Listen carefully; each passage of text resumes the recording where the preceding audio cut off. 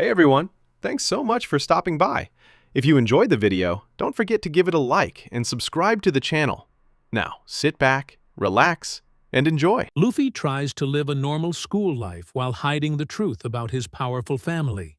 A millionaire father, a strict principal grandfather, and a famous singer brother. Keeping this secret is his way of escaping expectations. But when Nami transfers in, her sharp instincts slowly uncover the truth behind Luffy's quiet nature. As trust grows between them, Luffy must decide whether staying hidden is worth losing someone who sees him for who he truly is. Disclaimer: this story do not belong to me. The author is Irremovable Stains by Unicorn Popcorn. Foin. Respect to author.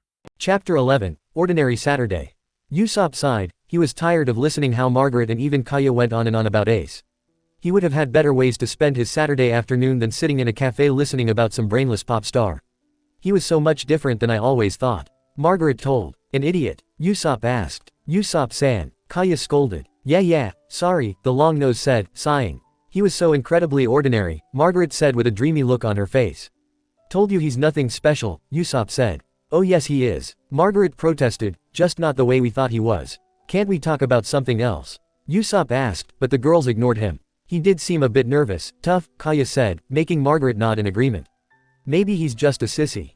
Usopp-san, Kaya scolded. Who are you to talk? Margaret asked. Usopp tsked. Whatever, I'm going home, Usopp said, adding a lie, I promised Chopper to help him with his math homework.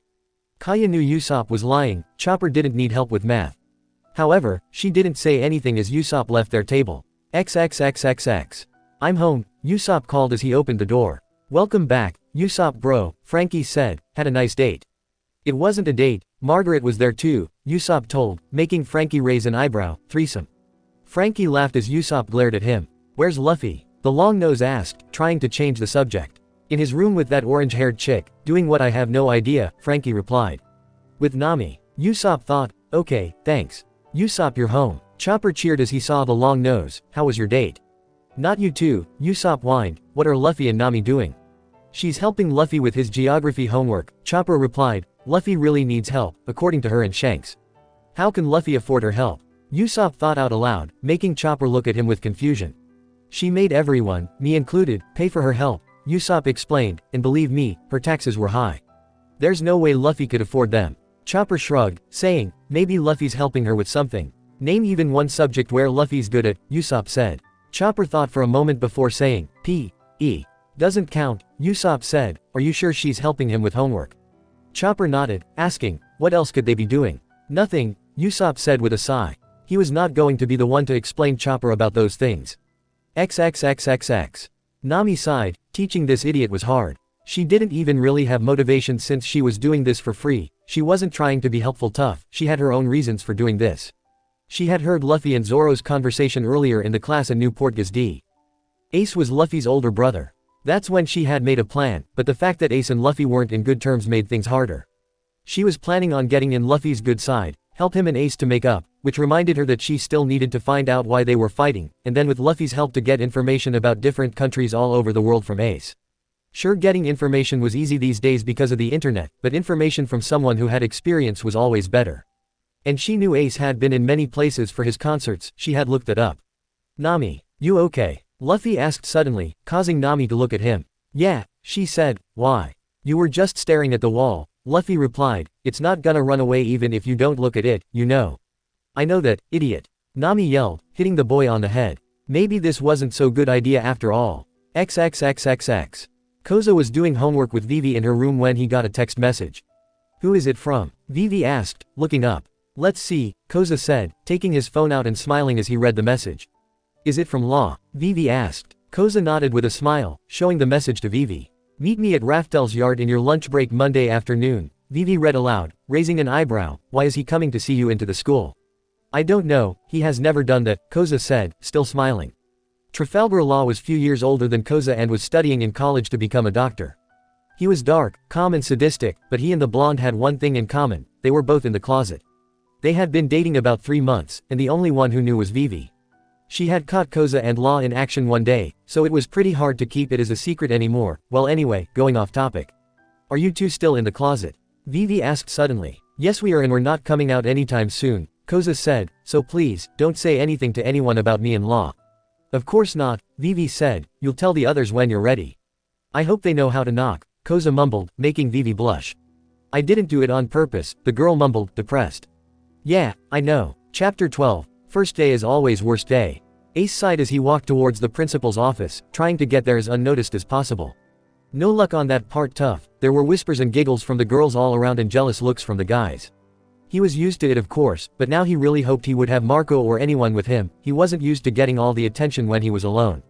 Oh come on Ace, be a man, he told to himself. He loved attention and fame, sure, but he was bad with people, especially with girls, and freaked out if they came too close. He just hoped he'd get to the old geezer in time, because if he didn't he'd be killed. Ace, he heard suddenly and stopped, seeing Shanks walking towards him. Shanks, long time no see, Ace said, relieved to see a familiar face. Long time indeed, the redhead said, going to Garp's office. Yeah, Ace said, hopefully I find it in time or the geezer's gonna kill me. I can take you there, Shanks said, but just to the door, he doesn't like seeing me. Yeah, I know, Ace said with a laugh as Shanks lead him into principal's office. Is Luffy still angry at you? Shanks asked suddenly, destroying the last pieces of Ace's good mood. Yeah, Ace mumbled with a sigh. Have you tried to talk to him? Shanks asked. Ace nodded, saying, many times. The problem was that Luffy never listened and even tried to avoid him. How was he supposed to clear things out if he didn't even find the guy? Well, now he had more chances since they were in the same school. We're here, Shanks said suddenly. Thanks, Ace said. No problem Ace, don't get yourself killed, Shanks said before leaving. Ace laughed before knocking onto the door. What? Came Garp's voice from inside. Ace sighed, walking in. Oh, Ace, you're early, Garp said with a bright smile, pointing at a chair in front of his desk. Sit down. Ace sat down, hoping that this would be over quickly. Where's your hat? Garp asked, talking about Ace's orange cowboy hat which he had gotten as a birthday gift from Luffy when he turned 15. I left it at home, I don't think the teachers would like it, Ace said, knowing that Shanks wouldn't mind but not being sure about any of the others. Good choice, Garp commented. Did you move into Dayton's house again? Yeah, Ace admitted, I would have enough money to buy my own place, but well, you know, Ace muttered, a bit ashamed of himself. I know what you mean, Garp said, it's your home after all. Yeah, Ace said, sweat dropping. He had meant to say that he couldn't really cook or do laundry by himself, but he was not going to try to correct his grandfather. Well, not really his grandfather, Luffy's grandfather. But Ace saw him as a grandfather too and so did Sabo. And the crazy old geezer always beat them up so badly that he clearly saw them as his grandsons, too. Come in, Garp said as he heard a knock on the door again. A beautiful, black-haired woman stepped in. This is Boa Hancock, Garp told Ace, she will show you around the school since you two have most of the classes together. Nice to meet you, Ace lied. This was exactly the woman Zoro had warned him about, the very same selfish bitch. This was just his luck. He just hoped that she wasn't as bad as Zoro had made him understand. Nice to meet you too, Hancock said. You two need to get to the class, the math lesson is about to start, Garp told, you two are dismissed. And so they left the office. Hancock was telling Ace about something, but what he had no idea. He wasn't listening. Luckily he did hear when she said, we're here. Thanks for the help, Ace said, remembering the manners taught to him by Makino. It was nothing, Hancock said, blushing. Nothing new in that for Ace. He scanned the whole class with his eyes, but didn't find the guy he was looking for. Should he ask Hancock where he sat or just sit down and hope for the best? He glanced at the black-haired woman who was still blushing and glancing at him from the corner of her eye every 3 seconds. Making up his mind, Ace walked to a place in the back and sat down. Zoro had never been a man of the front row, well, at least not in school. Not long after Zoro came into the class, arguing with a blonde-haired man. Hey Zoro, Ace yelled, getting the whole class's attention. Luckily Yasop hadn't come yet. Zoro looked in his direction with surprise, but then a smile came to his face. Ace, long time no see, the green-haired teen yelled, making everyone's, even Sanji's, jaws drop. Zoro walked over to the freckles-faced singer, noticing that Hancock had taken the place on the other side of Ace. No surprise there, Zoro thought as he sat on the window seat next to Ace. How've you been? Ace asked. Fine, doing the usual stuff, Zoro replied, ignoring a look from Sanji as the blonde sat in front of him, turning to face him to follow the conversation. Training, sleeping and being dragged along by Luffy? Ace asked, knowing that Zoro didn't put much effort in his grades. Yup, Zoro confirmed, and you? What are you going to do now that you quit as a singer? I don't really have a plan, Ace said, I'll just see what the future brings. Okay, everyone to your seats. Yasopp yelled from the doorway. When he sat down at his desk he noticed Ace. Oh, hi Ace. Long time no see, he yelled, making everyone's, excluding Zoro's who just chuckled, jaws drop. Yeah, Ace said, I thought you had retired already, tough. Zoro burst out laughing, but the others were too surprised to say anything. Very funny, Yasopp said, and shut it, Roronoa, we're starting the lesson. Zoro stopped laughing, but he still chuckled every once in a while. XXXXX. Hey Zoro, Ace said after the class was over, what do you have next? History, Zoro said with a sigh. Me too, Ace said, where's the class? Sorry, can't show you. I need to talk with Luffy, Zoro said, smirking, but you'll show him around, right Hancock? Ace made a face at Zoro as he said this, knowing that the swordsman was doing this on purpose. Of course, the principal asked me to do so, Hancock said, glaring at Zoro, who just laughed. Good for you, he said, standing up, let's go, curly brow. Don't call me that, Marimo, Sanji hissed but followed anyway. XXXXX. When Zoro reached his locker with Sanji, which was next to Luffy's, he saw Luffy, Koza, Nami and even Margaret there. Usopp was nowhere in sight, so he was probably somewhere with Kaya. Why's Margaret here? Zoro asked, raising an eyebrow. The blonde was in the same year as Luffy and the others, but she usually hang around them only in the lunch breaks. Stupid question, she answered, Ace is in your class right? How was he? Zoro glanced at Luffy, but he was leaning against his locker with his hat over his eyes. No help from him. Ask the Marimo, Sanji said. The first thing the shitty pop star said was, hey Zoro. And the Marimo says, Ace. Long time no see. Seriously Marimo, what the hell? Margaret's eyes went wide and even Koza seemed a bit interested, but surprisingly Nami was just telling something to Luffy, not paying him any attention. You know him? Margaret asked, and Zoro couldn't help but to roll his eyes. It's no big deal, he's just an old friend, Zoro said. No big deal. Margaret asked, Zoro, he's a star. Really? Zoro asked, I thought he was a human like us. Very funny, Margaret said, now tell us everything, like where you know him from and stuff. Maybe later at lunch break. I need to talk with Luffy, Zoro said, making the black-haired boy finally look up. Can't that wait? Margaret asked. No, but you can and you will if you want to know something, Zoro told her, leaving with Luffy. What is it? Luffy asked when he was sure that the others wouldn't hear them. You want to keep your and Ace's relationship as a secret, don't you? Zoro asked, pretty sure that he was right. Yeah, Luffy confirmed. Zoro, could you? Yeah, Zoro said immediately, I'll tell Ace to shut up about it. Luffy smiled, Zoro knew him well. Thanks, Zoro, Luffy said. Let's get to our classes, Ms. Graham is going to kill me with extra homework if I'm late again, Zoro told, making Luffy laugh. Yeah, let's go. XXXXX. In the lunch break Ace caught up with Luffy, but the younger one started to walk faster. Luffy, we need to talk, Ace said, trying not to be bothered by the looks sent at them. Leave me alone, I'm in hurry, Luffy said back, wanting to go eat with his friends. You could listen for once, Ace said, irritated as he took a hold of Luffy's shoulder.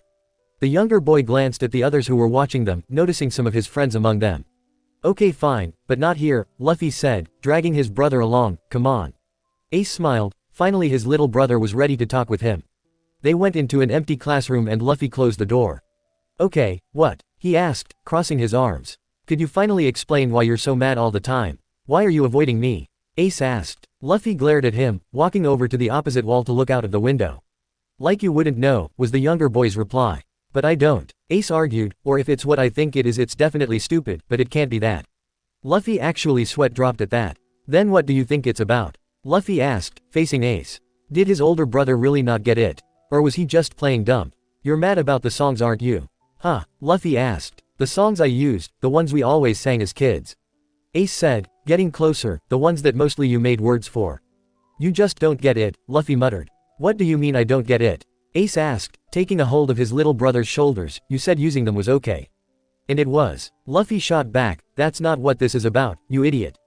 Don't call your big brother an idiot. Ace hissed, and if it wasn't about that then what? If you're really so stupid that you don't get it then I won't tell you. Luffy yelled back, pushing Ace away. Listen, you, Ace was interrupted when the door suddenly slammed open. The brothers turned to face the door, Luffy with wide eyes, realizing that someone had found out. And that someone was one of the worst possibilities. Nami, Luffy said eyes wide. Why did it have to be her? Now she'd tell everyone. The orange head walked in, taking the younger boy's wrist. Excuse us, we're in hurry, she told Ace, slamming the door behind them as they left, leaving speechless Ace behind. XXXXX. How did you find us, Nami? Luffy questioned as the woman dragged him along in the hallway. I and Koza saw you with Portgas, so I started following you. Koza didn't come, he said he had promised to meet someone, Nami explained, ignoring the odd look she got as they passed her sister and Tashigi. How much did you hear of our conversation? Luffy asked, hoping that she hadn't found them right away. Everything, Nami said, and was slammed to a wall second later. What the hell? She questioned, but fell silent when she saw the serious look on Luffy's face. You can't tell anyone, got it? Luffy whispered. Nami nodded, having already realized it was a sore subject for some reason. If I wanted to tell anyone I would have done so already, Nami said, deciding to tell him now so that she wouldn't mess up later. Huh, I heard you and Zoro's conversation in the class the day you gave the ticket to Margaret, Nami explained, I already knew. Why didn't you tell me? Luffy asked. I didn't think it was necessary, Nami told, looking at her wrists that Luffy was still holding after pinning her to the wall. Can you let go now? Luffy blinked once, twice before realizing he was still holding Nami's wrists.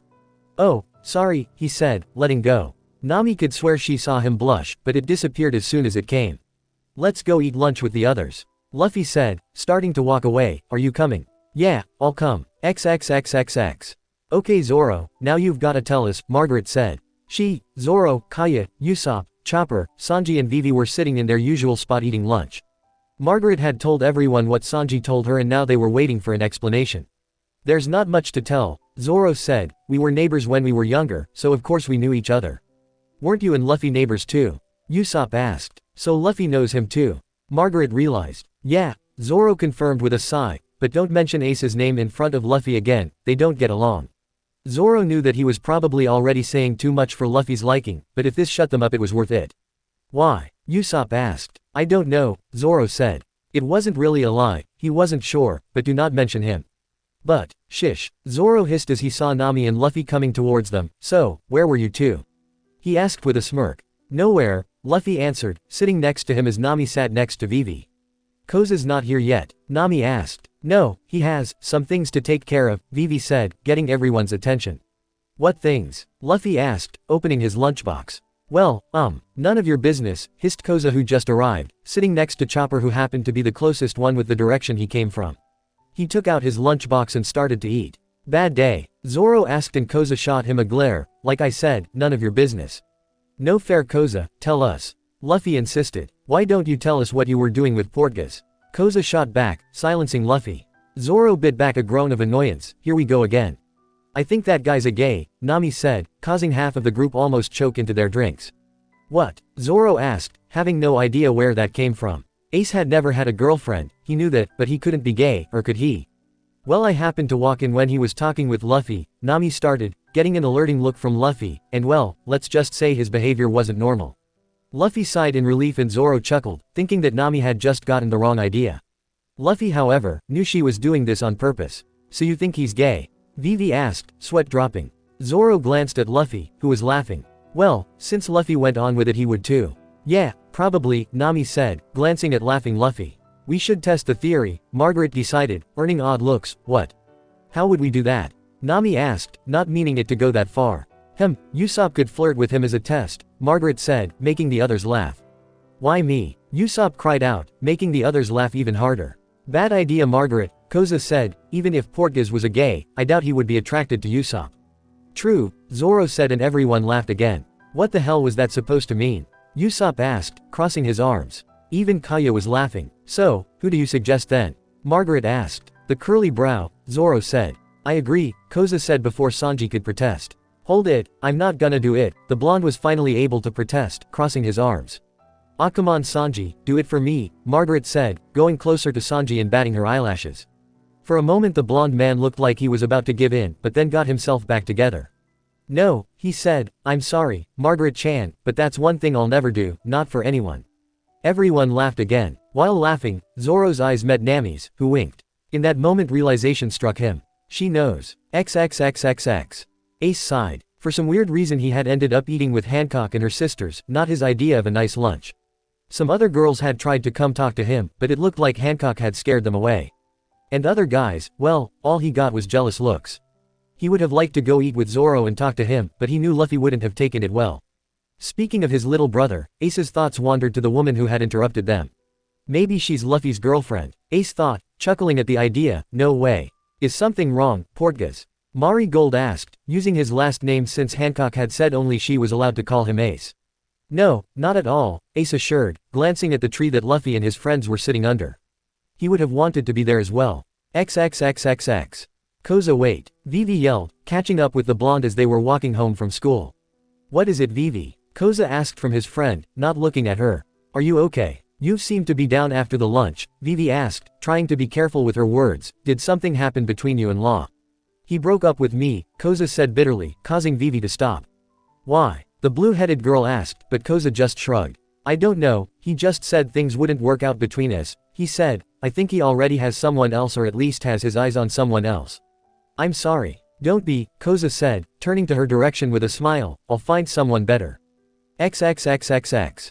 Stop laughing you guys, Ace screamed to his foster mother Dayton and her friends. They had made him tell about his first day in school, obviously so that they'd get good laughs, and that's exactly what happened. You and your bad luck with women. One of the guys laughed. Ace had told them everything, and in their opinion Hancock's behavior was hilarious. Very funny guys. Luffy's still not talking to you? Asked Megura, a man with a head like chickens. Ace shook his head. Not really, he said, we got into an argument, but that can't really be called talking, now can it? Nope, Dayton said, do you know why he's so angry anyway? It's honestly not like him at all. Well, it wasn't about the songs after all, Ace said, but I don't know the real reason. So what are you going to do now? Dagara, a really short man, asked. Ace shrugged, saying, I guess I'll just wait. It's Luffy's move now, unless I come up with something. Chapter 13, Narcolepsy. Zoro hated Tuesdays. Well, there wasn't anything new in that, he hated all school days. Especially Tuesdays, since in those hellish days they had domestic science. That in itself wouldn't have been so bad if they wouldn't include cooking where the bastard cook was naturally always the best, not that Zoro would ever say it out loud. Ready for domestic science, Marimo? Sanji asked with a smirk as they got to the class. Shut up, Zoro muttered, knowing way too well that this was the one subject he had no chance in beating Sanji. So Marimo, who's the unlucky person you were planning to team up with today? Sanji asked. He and Zoro never teamed up with each other, and every teacher knew not to team them up with each other if they wanted to avoid World War III. Graham had done that once a year ago, and that was a nightmare all teachers hoped to forget. How about me? Ace asked from behind them. Good timing, Zoro said, high-fiving with the freckles-faced man. Yep, Ace said, nodding in the direction of Hancock who was walking towards them. Thanks for saving my sanity. You mean what's left of it, Zoro corrected, earning a playful punch to his shoulder. Ace, do you want to team up with me? The black-haired woman asked, blushing again. Sorry, I already promised to be Zoro's partner, he said, going further into the class with Zoro. I would be happy to be your partner, Hancock Swan. Sanji said, a heart replacing his visible eye. Hancock was about to reject him rudely, like always, but then she stopped to think. Sanji was a good cook. This was domestic science, the saying, a way to man's heart goes through his stomach, and the fact that Ace was a man, bingo. Fine, Hancock said, not paying any attention to the fact that Sanji was melting from happiness. She was a good cook, but she had to admit that Sanji was even better. And good food was just what she needed. Ace, Zoro asked as he was trying to make the meatballs round. Lucky had told everyone to do whatever they wanted from the ingredients they had, so Zoro and Ace had agreed on something very simple, meatballs and smashed potatoes. Yeah, the slightly older boy asked while peeling potatoes. He hated peeling potatoes. Did you tell anyone about you and Luffy? No, Ace said. Has somebody said something? Not really, Zoro said, but Nami definitely knows something. Nami, Ace questioned, who's that? She's from Luffy's class, the one with orange hair, Zoro told. Does it ring any bell? Oh, her, Ace said, sweat dropping. She kind of heard me and Luffy when we argued. What? Zoro asked. Oh shit. Is she keeping her mouth shut? Yeah, Zoro said, actually Koza, a friend of ours, saw you and Luffy too. Damn it. Yeah, Zoro said, moving to help Ace with the potatoes. Luckily Nami covered it up. How? She said that it looked like you were harassing Luffy, Zoro told. In other words, she made everyone believe you might be gay. She what? Ace yelled, making the whole class look at them. Hey, sorry, he laughed nervously, glaring at Zoro who was chuckling. So, is there something between her and Luffy? Ace asked quietly. I hope not, Zoro said. Why? Do you have your eyes on her? No. Ace paused to think, and then asked. On Luffy? No. Zoro yelled angrily, getting the whole class attention again. Something wrong, Roronoa? Lucky, the fat teacher, asked. No, not at all, Zoro said, returning his attention to the potatoes.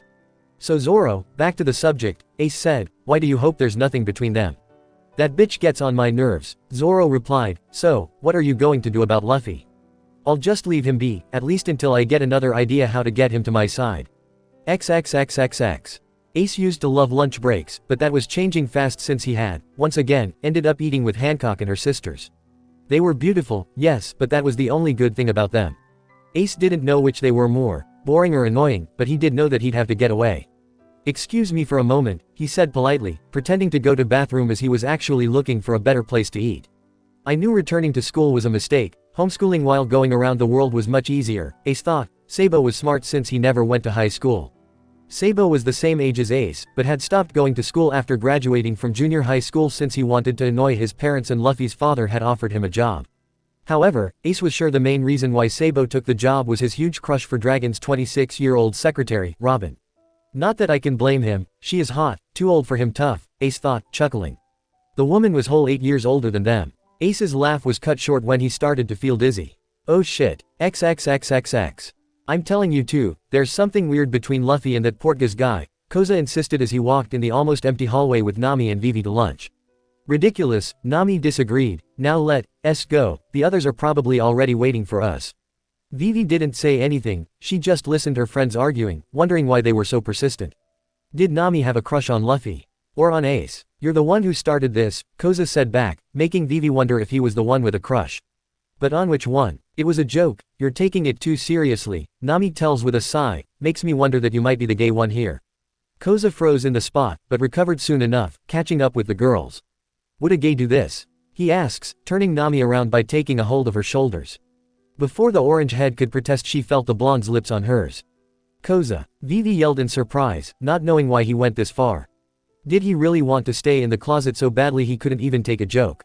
Jerk, Nami yelled, pushing Koza away when she recovered from surprise. Are you blushing, Nami? Koza said with a laugh. No, Nami replied, crossing her arms. Koza just laughed and went around a corner, stopping suddenly. What is it, Koza? Vivi asked, coming next to the blonde man. He pointed ahead and the girls looked up, seeing someone lying on the floor. What happened? Vivi asks, bringing her hand over to her mouth. Koza is the first one to recover from the shock and goes over to the man, turning him on his back. It's Portgas, Koza said, shaking the older man. Hey, are you okay? When there was no answer, Vivi went over and knelt down next to Ace. Is he unconscious? She asked. Looks like it, Koza replied. Nami, go get help. Right, the orange head said, taking off. Don't try to move him, he might have hit his head, Koza told to Vivi while checking Ace's pulse. Is he alive? Vivi asked, already thinking about the worst possible scenario. Yeah, and his pulse feels completely normal, Koza said, making Vivi sigh in relief, but it would be risky to move him from here, let's wait that Nami returns with help. Okay, Vivi said. For a while they sat in silence until she said, Koza. Yeah, why did you kiss Nami? Is staying in the closet so important to you? Vivi asked, knowing well that her question might be a bit too personal for Koza's liking. Does it really matter? Koza asked. This was one of the things he didn't want to talk about, not to anyone. He knew it was stupid, it wasn't that big deal. But still, yes it does, Vivi said. Koza, I'm your friend. I want to help you. I know, Koza said with a sigh, but the others. They'd be just fine with it, Vivi insisted, having known them longer than Koza had. She was sure no one would really mind, and to be honest she was wondering if Luffy and Chopper even knew what the word, gay, meant. I don't think so, Koza protested with a sigh. Do you have a crush on one of them? Vivi asked, making Koza go red. She was right. Is it Luffy? She asked, deciding that she wouldn't back down now despite the fact that Koza might get angry. However, instead of getting angry Koza made a disgusted face. I'm not into goofy little idiots, he said. Luffy was a good friend, sure, but he would never think of him in a romantic way. Sorry, Vivi said, but then who? Koza sighed, deciding that he might just tell her. Meanwhile, Nami was walking in the hallway, looking for teachers. She was already heading to principal's office, but was hoping to find a teacher before going there. The principal was, in his own way, creepy. And of course it had to be Tuesday, the doctor was in their school only on Mondays and Fridays. Luckily, she spotted a familiar face coming out of the bathroom. Luffy, she yelled, running over to the boy. He turned around, making Nami slow her pace a little. Was it her, or did he look like he had been crying? What? He asked. It's Portgas, Nami started, seeing how Luffy looked surprised at first but then narrowed his eyes. What about him? We found him lying on the ground, he didn't wake up, Nami explained. Why are you telling this to me? Go get a teacher or something, Luffy said, making Nami angry. Why do you sound like you don't care? Luffy, he's your brat. Before Nami could finish Luffy clamped his hand over her mouth, silencing her. Didn't I tell you to shut up about that? Luffy said, but Nami just glared at him. After a short while, which felt like an eternity to Nami, Luffy let her go. Aren't you worried at all? She asked. No, that happens to him a lot, Luffy said. When Nami didn't look convinced he added, Ace has a narcolepsy. Chapter 14, Misunderstandings. Ace was wondering if he should open his eyes or not. He had already woken up when Koza had tried his pulse but pretended to be asleep. He knew they were Luffy's friends, so he had thought he could find out something that would help him to make Luffy listen. So far there was no luck, but he did hear some interesting things. So this Koza was a gay, huh? Should he mention it to Luffy? He didn't have anything against gays, but if one started to flirt with his little brother. I'm worrying for nothing, he did say he has no interest in Luffy, Ace thought, deciding to finally open his eyes. He's awake, Vivi said, meeting the eyes of the older man. Are you okay? Yeah, I'm good, he says, sitting up. You shouldn't get up yet, Koza said. What happened to you anyway? He has narcolepsy, explained Shanks, who arrived with Nami, who had found him just after Luffy told about Ace's narcolepsy. Naturally the Straw Hat himself was absent. What? Koza said in disbelief. I have narcolepsy, Ace said, and it seems like I forgot to take my medicine in the morning. So it seems, Shanks said. Honestly Ace, be more careful.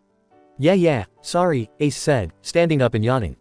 Shanks sighed. You need to be careful Ace, seriously, Shanks said, you could have hit your head. But I didn't, so everything's fine, he said with a shrug. You sure? You should go home, I'll tell your grandfather that. No, Ace interrupted, don't tell anything to that old geezer, I'm fine. You sure? If something happens, anything won't happen, I'm fine, Ace insisted. He and Shanks held a staring contest for a while before the older man sighed. Fine, he said, but you better take it easy for the rest of the day. Yeah, Ace said, sighing in relief as the redhead left. Then he turned to the other three who had been watching them. Would it be too much to ask that you guys will shut up about this whole thing? Of course, Vivi said, not being the gossip girl type of person. Sure, Koza said, it's not like it's any of our business anyway. Then they turned to Nami, whose face held a look that Vivi had learned to recognize over the years. Fine, she said, but you owe me. Ace nodded thankfully, having no idea what he just got himself into. Koza on the other hand had his own doubts as he saw Vivi shaking her head, but was wise enough not to say anything. XXXXX. What took you guys so long? Usopp asked as Vivi, Nami and Koza got to their usual lunch spot. Well, Vivi started unsurely, not knowing what to say since they had promised Ace to not say anything. The teacher started lecturing to Koza for yelling in the hallways. Nami lied, earning a glare from Koza and a nervous laugh from Vivi. That's pathetic, Zoro said with a laugh. Did you have to? Koza hissed to Nami. Don't worry Koza, it happens to us all, Margaret said, most of us doesn't usually get lectured tough. At least I don't walk around the school half naked, Koza shot back, talking about Margaret's revealing clothes. Koza, Vivi scolded as the others laughed, either to Koza's comment or Margaret's red face. You're just jealous cause you've got nothing to show, the blonde said, flicking Koza's forehead. How do you know Margaret? Have you taken a closer look? Zoro asked, making Margaret go even redder and the others to laugh harder. Of course not, she yells, her face as red as a tomato. Because of all this, only Nami was aware that a certain black-haired boy was absent. XXXXX. Luffy was sitting in the roof, not wanting to see or talk to anyone right now. Too many things were going around in his head, like the thing he had seen just moments ago. Why had they been kissing? He had been sure that Nami and Koza were just friends, but he wasn't so sure anymore. Koza had even known her longer than the others, excluding Vivi of course. Was there already something between them when she came to their school? The biggest problem was that Luffy didn't even know why it bothered him so much. He did admit that he might have a small crush on Nami, but that was definitely all there was. Was this what people called jealousy? Was this what Zoro had felt when he saw his longtime crush kissing another person, someone who he had seen and still saw as a friend? I'm thinking too much, Luffy muttered with a sigh. Well, thinking's never been your thing, has it, Lu? Luffy raised his head, only to see Ace leaning against the door. What's wrong? Go away Ace, Luffy said, not wanting to talk with his brother. No, the freckles-faced teen said. They glared at each other for a while and Luffy stood up. Move, he said as he walked over to Ace, who moved away from the door. However, Luffy could not open it. Did you lock it? He asked, turning to his smirking older brother. Yep, Ace said, stole the key from the porter. Give it to me, Luffy said, but Ace shook his head. Ace, give it to me, now, Luffy said, gritting his teeth. No, Ace said and Luffy made up his mind, attacking his brother. The fight didn't last long and it ended up with Luffy being on his stomach on the floor, his hands held back behind him and Ace sitting on his back. You never learn, do you, Lu? The older one asked with a smile. Get off of me, Ace. The younger one yelled. Only if you tell me what's bothering you, Ace said. No, Then I'll stay here, Ace said, taking out his lunchbox from his bag, making Luffy realize that he hadn't started eating yet at all. Let go, Ace. Did you change your mind? He asked. No. Then I'll stay here. Luffy didn't say anything as Ace ate a sandwich, still holding his arms in place. If Luffy was completely honest with himself, this was one of those times that he hoped that they weren't fighting. He'd need some advice from his big brother now. Damn it, why had his dad given Sabo a job? If he hadn't, the blonde might be there with them. And Luffy was sure he could have helped, but could Ace help him? Would he help him? Well, maybe he should give it a try. Ace. Yeah, he asked, noticing that Luffy's tone had gone quieter. Have you ever had a crush? Ace nearly choked into his sandwich at the question. Say what? Where did that come from? He asked, but when Luffy didn't answer he added. No, I don't think I have. Luffy sighed, but didn't say anything anymore. Does my little brother have a crush? Ace asked with a smirk. No, Luffy said, but Ace saw through the clear lie. Who is it? He asked, but Luffy didn't answer. Is it that Nami girl?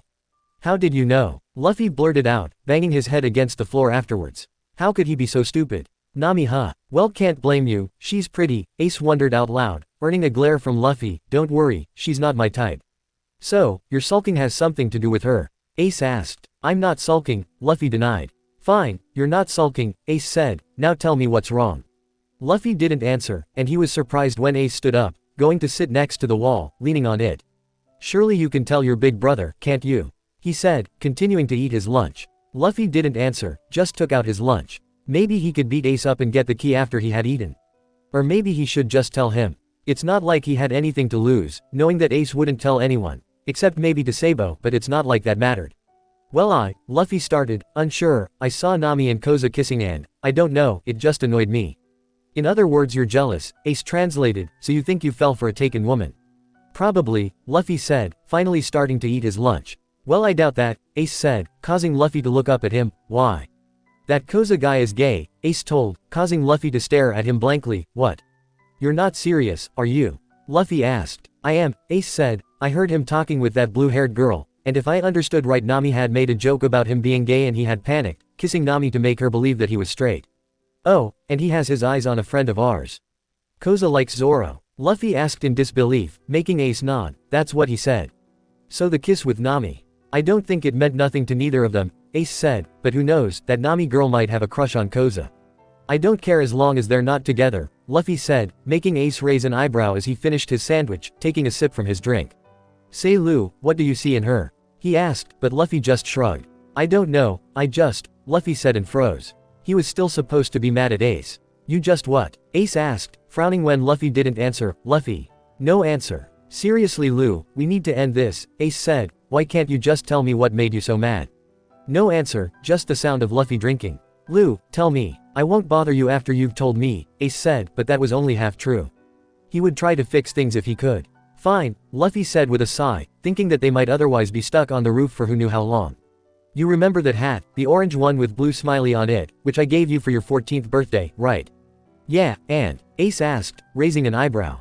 Why did you throw it away? Huh, Ace asked, surprised. Don't you remember? Luffy asked. Flashback. Ace's third concert had just ended, and Luffy had missed it just like he missed the second one. Zoro was supposed to come and get him for the concert, but he had overslept. Oh well, there would be more. He was led into the back room by Edward, Ace's manager. Luffy thought he was an annoying old man, but tolerated him since Ace liked him so much. He sat on the couch, deciding to wait for Ace and his band. Those guys were fun in their own way, even though he didn't know them so well. Marco and Ace seemed to have become really good friends, almost like him and Zoro. He really liked the short woman Haruta. Pulling pranks on Ace was much funnier with two people. He was the one who always got caught tough. Then there was this weird guy Izo who liked to dress like a girl. He didn't really have anything to say about that guy. Then there was that boring guy Jozu, Zoro's sparring partner Vista, and for last, Thatch, talked more than drunken Yasop. And in Luffy's opinion that was a lot. What's taking them so long? Luffy muttered, deciding to wander around the room, hoping to find something interesting. He was happy that Ace had found something he liked to do, but he was also a bit annoyed since now they didn't really have much time to spend with each other. Ace had cancelled many of their movie nights and other things they did together lately, but Luffy was trying to not let it bother. Ace was a singer, he was busy. However, Luffy still hoped they would have more time together. What's that? Luffy wondered as he saw something orange in the trash can. He went closer and took it out, not believing his eyes. It was Ace's hat, the one he had given him on his 14th birthday. Why had he thrown it away? He said it was important, just like the red rosary he got from Dayton and the sheath knife he got from Sabo. Why did he throw it away? Luffy threw the hat back to the trash can, leaving the building. He could take his time in calming down and Ace could explain the next time they met.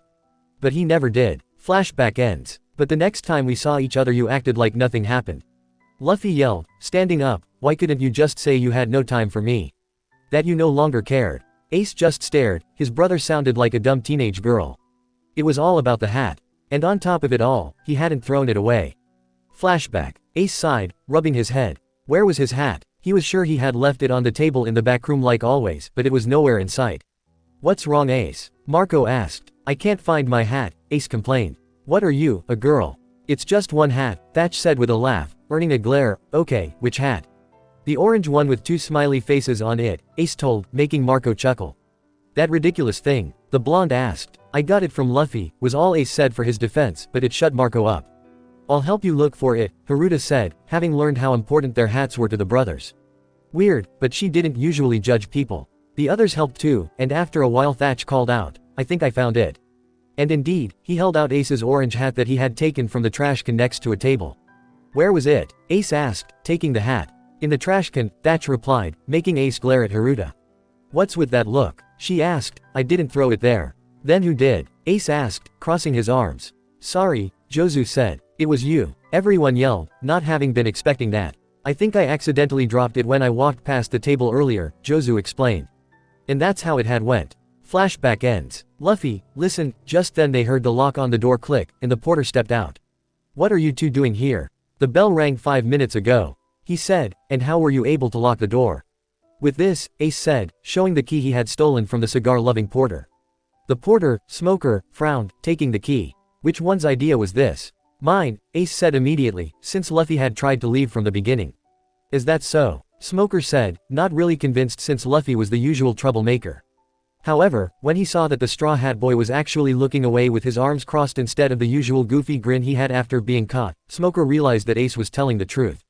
He didn't remember seeing the boy this serious before. Get to your class, monkey, he said, and you, Portgas, are coming to the principal's office. Luffy took off and Ace yelled, what? But, no buts, you better explain what you were doing, Smoker said, motioning for Ace to follow. The Freckles face sighed, following. This was not his day. Disclaimer: this story do not belong to me. The author is, In His Shadow by Mikila.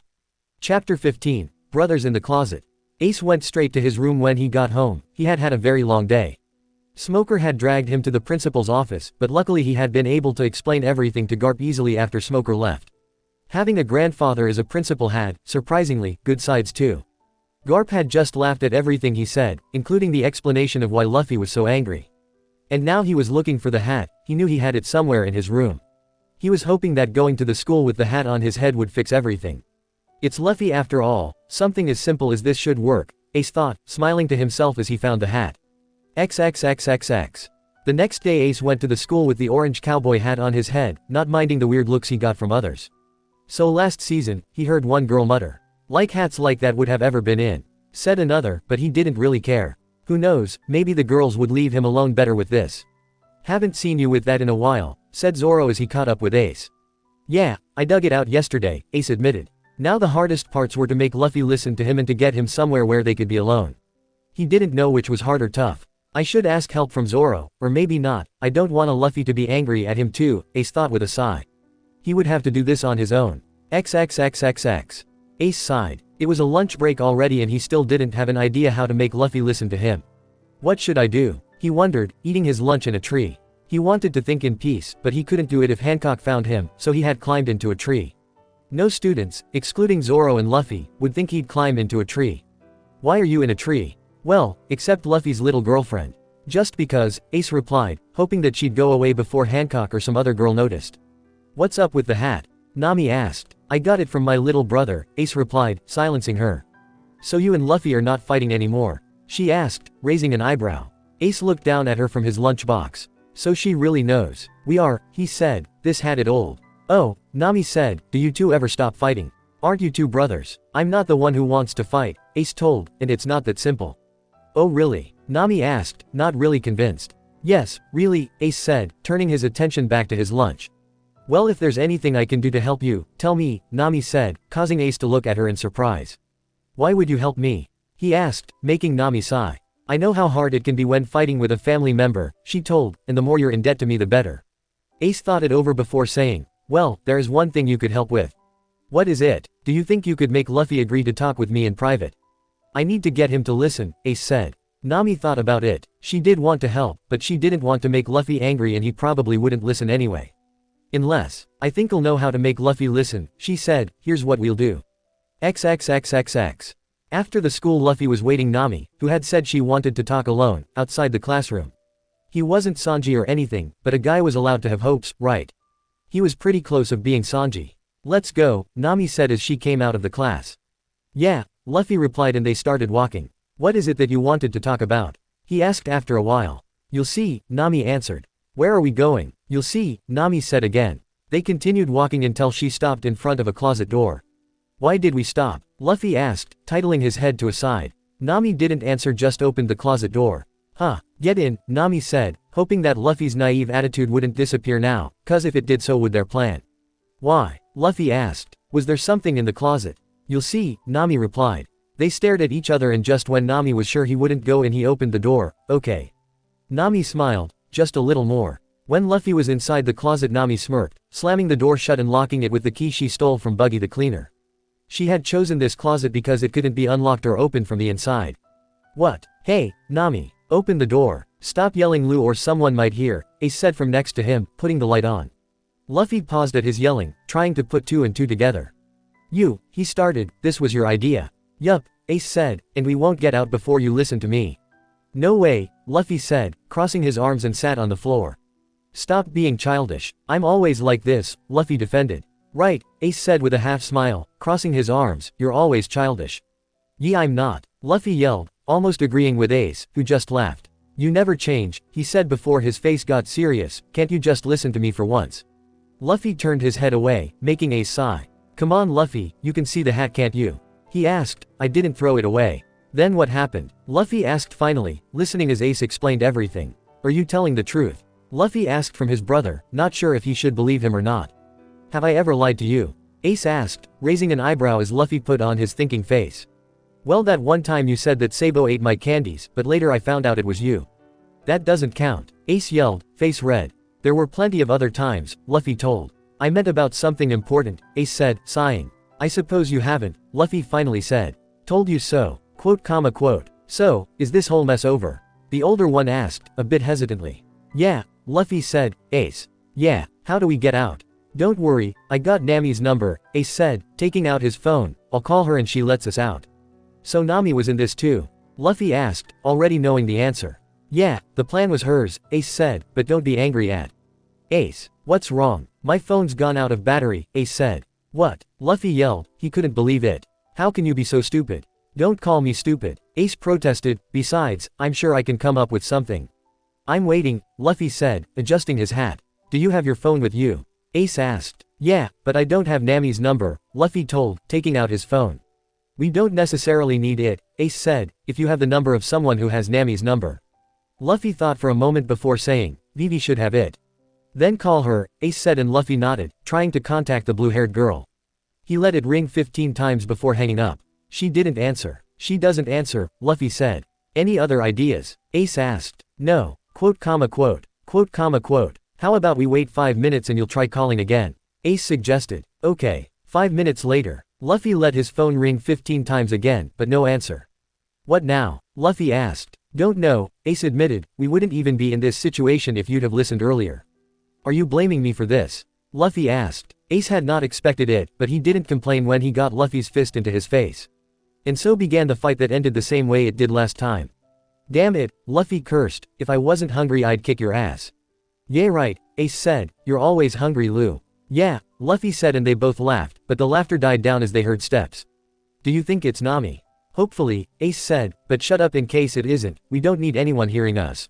Right, Luffy said. The steps came closer and they were sure it was Nami, but they cursed their luck when they saw who had opened the door.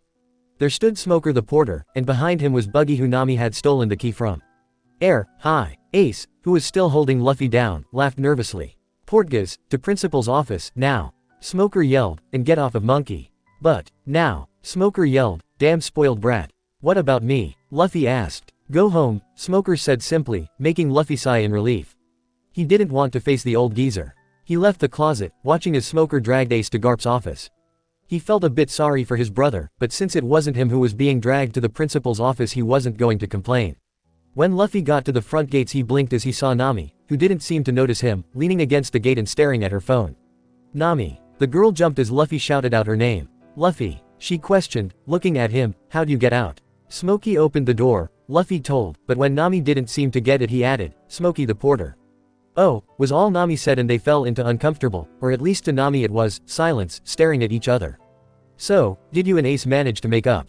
Nami asked hesitantly. Even if the answer was yes, there was no guarantee Luffy wouldn't be mad at her. Yeah, Luffy said, so the whole closet thing was your idea? Yeah, are you angry? Nami asked. Sure, he didn't look like it, but when it was Luffy one could never know for sure. Nope, Luffy said with a wide smile, making Nami smile too. So, where's Ace? She asked, finally noticing that the older man was absent. Smokey took him to the principal's office, Luffy answered, shuddering. Why? Nami asked, but Luffy just shrugged, don't know, but he's done that before too. Are you gonna just stand there or are you going home? Luffy asked as he passed the orange-headed girl. Huh, Nami said, why yeah, I'm going, she answered, not knowing why she was stuttering. Well, see ya tomorrow, Luffy said, and no more plotting against me. Of course not, Nami said, but not really promising anything, see ya. Chapter 16, Their Past. Sabo was whistling as he half-danced around the kitchen while cooking dinner, making Robin curious. It had been a while since she had seen him act like that. Are you drunk or did you get a promotion? The raven-haired woman asked as she sat down at the table. Neither, Sabo replied, Ace just called, told that he and Luffy made up. And that's why you're dancing like Luffy who just had caffeine? Robin asked, you really are a man of simple things. And that's why you love my company, Sabo said back, not daring to say the thing that had been in his mind. They were roommates and Sabo admitted he had a thing for Robin, but he had no idea what she really thought of him. He was pretty sure she thought he was too young for her, but he was allowed to hope, wasn't he? Robin laughed. The three brothers always managed to make her laugh, no matter what. And that's what she liked about them. They all had their own ways, but Sabo was the most different of them all. He actually enjoyed peace and silence and could easily spend his day accompanied by a book. Robin had never met such an easygoing yet serious and calm person at the same time until 2 years ago, when she had been fascinated by her friend's older brother she accidentally met. He was just so mysterious. And now after 2 years he still was. She knew almost nothing about his past. But I probably know more about Luffy's past than the others in the group, thanks to Sabo-kun, Robin thought. She knew that the three brothers all had different parents, but in the end she only knew about Luffy's real family. She had noticed that parents were a sore subject to Ace long time ago, so she never asked, but she remembered how she had questioned Sabo about his parents. All he had said was, you don't know them, you don't want to know them. Back then Robin had taken the hint, accepting the fact that it was a sore subject for him as well. She had once asked Luffy about them, but the straw hat wearing boy had just said that she wouldn't wanted to meet those assholes. That was actually pretty much from Luffy, who didn't usually say bad things about people. But despite all that, she wanted to know more about the brothers, especially the blonde-haired one. Sabo-kun. Yeah, how old were you when you were adopted as Luffy's brother? Sabo paused in his cooking, turning to look at Robin. Where the hell did that come from? Why do you want to know? Sabo asked as he brought the food to the table. Just curious, Robin told. Well. Sabo stared at her for a while before sighing. Fine, he said, to be honest, I wasn't officially adopted by them at any point. Robin raised an eyebrow, but didn't say anything. Ace and I were good friends, we sneaked out to the woods often from our homes.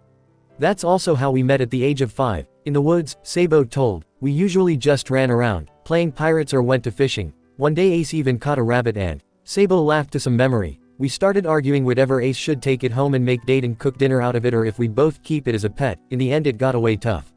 Sabo waited for Robin's quiet laughter to die down before continuing. That's how things went till we were both 7 and had to start school. Sabo told with a sigh. Ace skipped a lot of classes in order to come to the woods to see me, but I didn't. I had a tutor at home, and my parents had told her to keep an eye on me all the time. I had no way to get out of there. Sabo kept a small break. I saw Ace twice or so after that before I turned 9. That's when I ran away from home. Sabo told. A few days later I finally saw Ace again and we continued pretty much like nothing had happened. At the age of 10 I met Luffy, who Ace had mentioned a few times, complaining about the big baby he had to live with now. Robin chuckled at this, and to the two of us he was just that for a while until an accident happened. Robin wondered about the accident, as Sabo called it, but did not ask anything. The pained expression on Sabo's face was clear, and she didn't want to bring out his painful memories. Anyway, after that I moved to Dayton's house too and Luffy and Ace started to get along. We didn't go to the woods that much anymore, instead we started to play in the village and Luffy introduced Zoro to us. Robin chuckled at this, earning a glare. No comments please, he said and Robin tried to get her laughter under control. Anyway, Ace skipped lessons all the time and was a troublemaker, so in the end he got thrown out of school. Sabo said with a chuckle, so boss, who was actually Ace's legal guardian despite the fact that Dayton was raising him, paid Ace a private tutor. Soon after I joined Ace, not wanting him to be home alone with some old geezer all the time. You've probably heard of the man, his name is Shanks. Isn't he teaching in the high school Luffy and Ace are in? He is, Sabo asked, surprised. Poor Ace, the redhead knows how to keep things under control. Well, that was pretty much the summary of it all. Summary indeed, you didn't give me any details, Robin said, making Sabo smirk. You didn't ask for details, he told, now we better eat before the food gets cold. Chapter 17, like nothing ever happened. It was Thursday and a lunch break, so Ace was wondering where he should sit to eat his lunch. He wanted to go eat with Luffy and his friends, but wasn't sure if Luffy would accept it. Zoro had told him in the day's first class that Luffy still didn't want anyone to know they were brothers, and Ace wanted to respect that. He wasn't sure of the reasons tough, except one of them might be the fact that he didn't want women like Hancock to come after him. Maybe he should just eat in a tree again. Ace. Shit, too late, Ace thought as he turned into the direction he heard Hancock's voice from. Yes, Ace asked, repeating, be polite, over and over again in his head. Would you like to eat with us today? Hancock asked, making Ace curse in his head. Why had Makino taught him the thing called manners? He had to find a polite way to refuse and fast. Well Ace is eating with us today. Ace turned around, finding Nami and Luffy from behind him. Right. Yeah, Ace said quickly, sorry Hancock, but I already promised to watch over these two lovebirds. Ye what? Ace. Luffy screamed, his face actually a bit red. He didn't need to go that far, and what did he mean by watch over them? That's what he promised, Nami said with an evil smile that made shivers run down Ace's spine. Oh shit, but I can see he would want to eat with you Hancock, so we'll find someone else, right Luffy? Huh, Luffy asked, but got the point when Nami stomped on his toes. Yeah. I can see that, he said with a laugh, have fun, Ace, Hancock. Hey wait a minute, you two. Bye. Nami and Luffy called high-fiving as they left back to the others. Ace sighed, making Luffy embarrassed was so not worth this. XXXXX. Zoro raised an eyebrow as Nami and Luffy returned alone. Weren't they supposed to go get Ace? Where were you two? Koza asked, having his own ideas about the answer. Nowhere, both Nami and Luffy answered, making Koza and the others suspicious. Oh really? Margaret asked, not convinced. Weren't you two supposed to go get Ace? Zoro asked, making everyone look at him. Ace, that shitty singer. Sanji questioned. Do you know any other aces in this school, pervert cook? Zoro asked. Shut up, Marimo, Sanji replied, and soon they were on each other's throats. Did they ever stop? Nami asked, sweat dropping. No, the others answered, already knowing that trying to stop them was useless.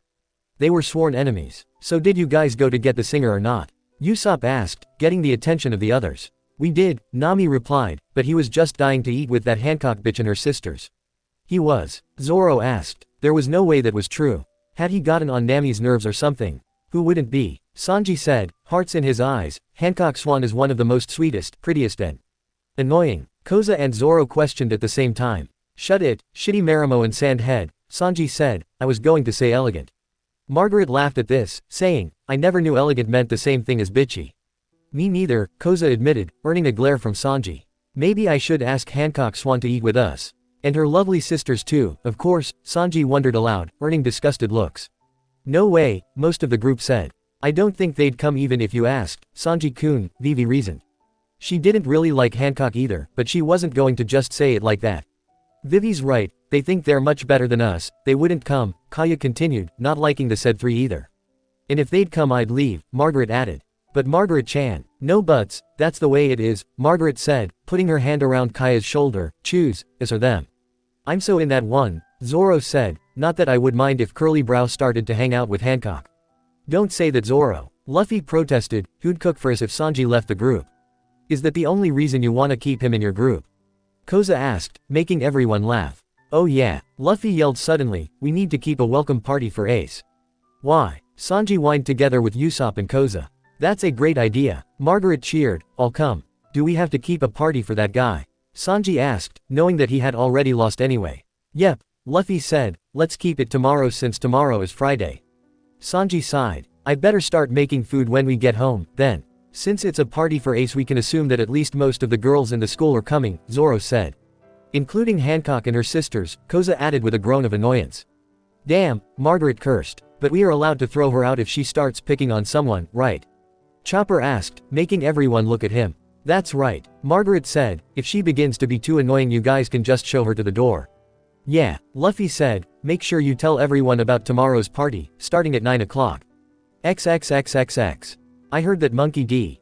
Luffy from second year is keeping a welcome party for you tomorrow, Hancock told to Ace when they walked to their next class. Ace hadn't been able to get away. Are you planning on going? Yep, Ace said without hesitation. Were you invited? They always invite the whole school, Hancock replied, so you're seriously going? Yeah, Ace said despite having the feeling that he should have lied to her.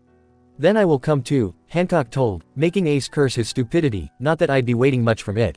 Well, I know it'll be fun, Ace said, seeing Zoro, who was going to the class while arguing with Tashigi, who was followed by Sanji and Nojiko, who was shaking her head. Hey Zoro, wait up. XXXXX. After school, Ace was waiting for Luffy next to the front door. The passerbys gave him weird looks as he peeked inside and quickly hid him from sight again, but didn't say anything thanks to Hancock, who was a bit further away, giving dirty looks to everyone who stopped. At least she's good for something, Ace thought, glancing at Hancock. Unfortunately for him, their eyes met. I seriously hope she doesn't get the wrong idea. You're both coming to the party, right? Luffy said, and Ace got ready. Any moment now. Now. The second Luffy's straw hat got into view, Ace brought his fist down on Luffy's head. Ow, he yelled, holding his head in pain. What was that for?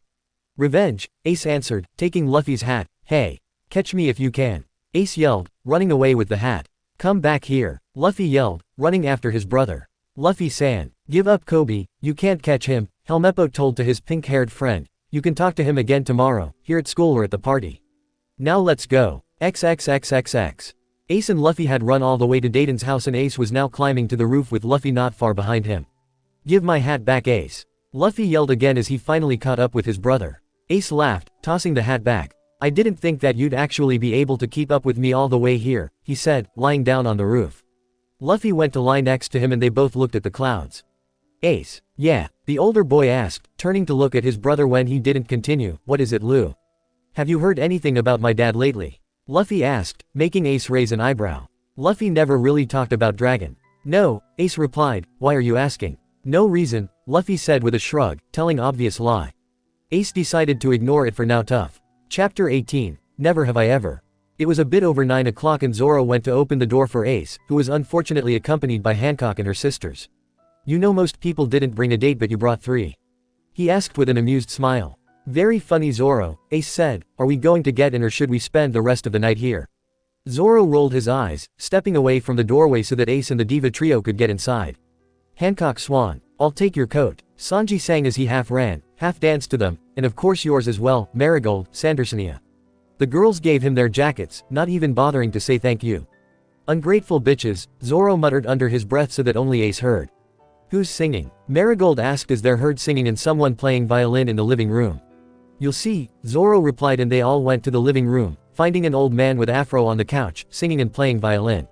Why does he look familiar? Sandersonia wondered out loud. Because he became known about 60 years ago as Soul King, and retired a few years ago, Ace explained. He was on the top of music for decades.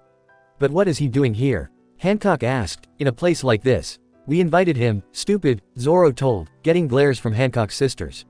Hancock seemed angry, looking down on Zoro on her own personal way and starting to lecture him, but Zoro ignored her completely, partly because Ace asked. He comes to private parties. Not usually, but he's a friend of ours so he agreed to come, Zoro told. Let's just hope that Luffy and the others don't stress him too much, he's already pretty old. Ace, over here, Luffy yelled from the other side of the room, getting the attention of his brother and their friend. They both went to him, ignoring Hancock who was still ranting, and probably not even noticing Zoro wasn't there anymore. What is she doing? Nami, who was standing next to Luffy, asked and pointed at Hancock. Ignore her, Zoro told. The party went on and there seemed to be more quests than ever, which made Luffy happy.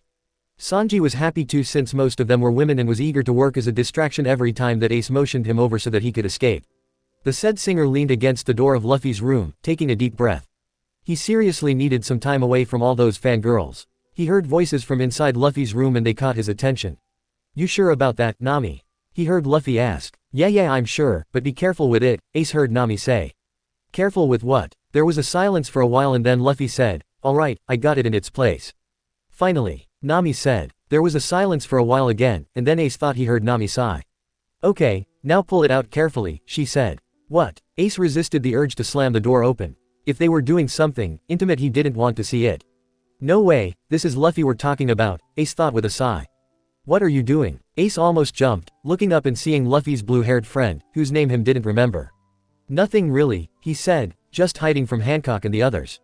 I can understand why, the girl, whose name Ace still didn't remember, said, she isn't the most pleasant company.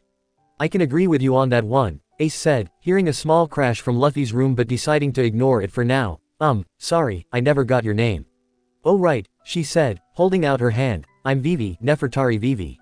Ace said, taking her hand, but you already knew that, Aegis. Ace was about to say something more when he felt the door behind his back open, pushing him forward. Unfortunately he lost his balance, falling right on Vivi and they collided with the floor. What was that sound? Nami asked, her voice quieting when she saw the two people on the floor. What are you two doing?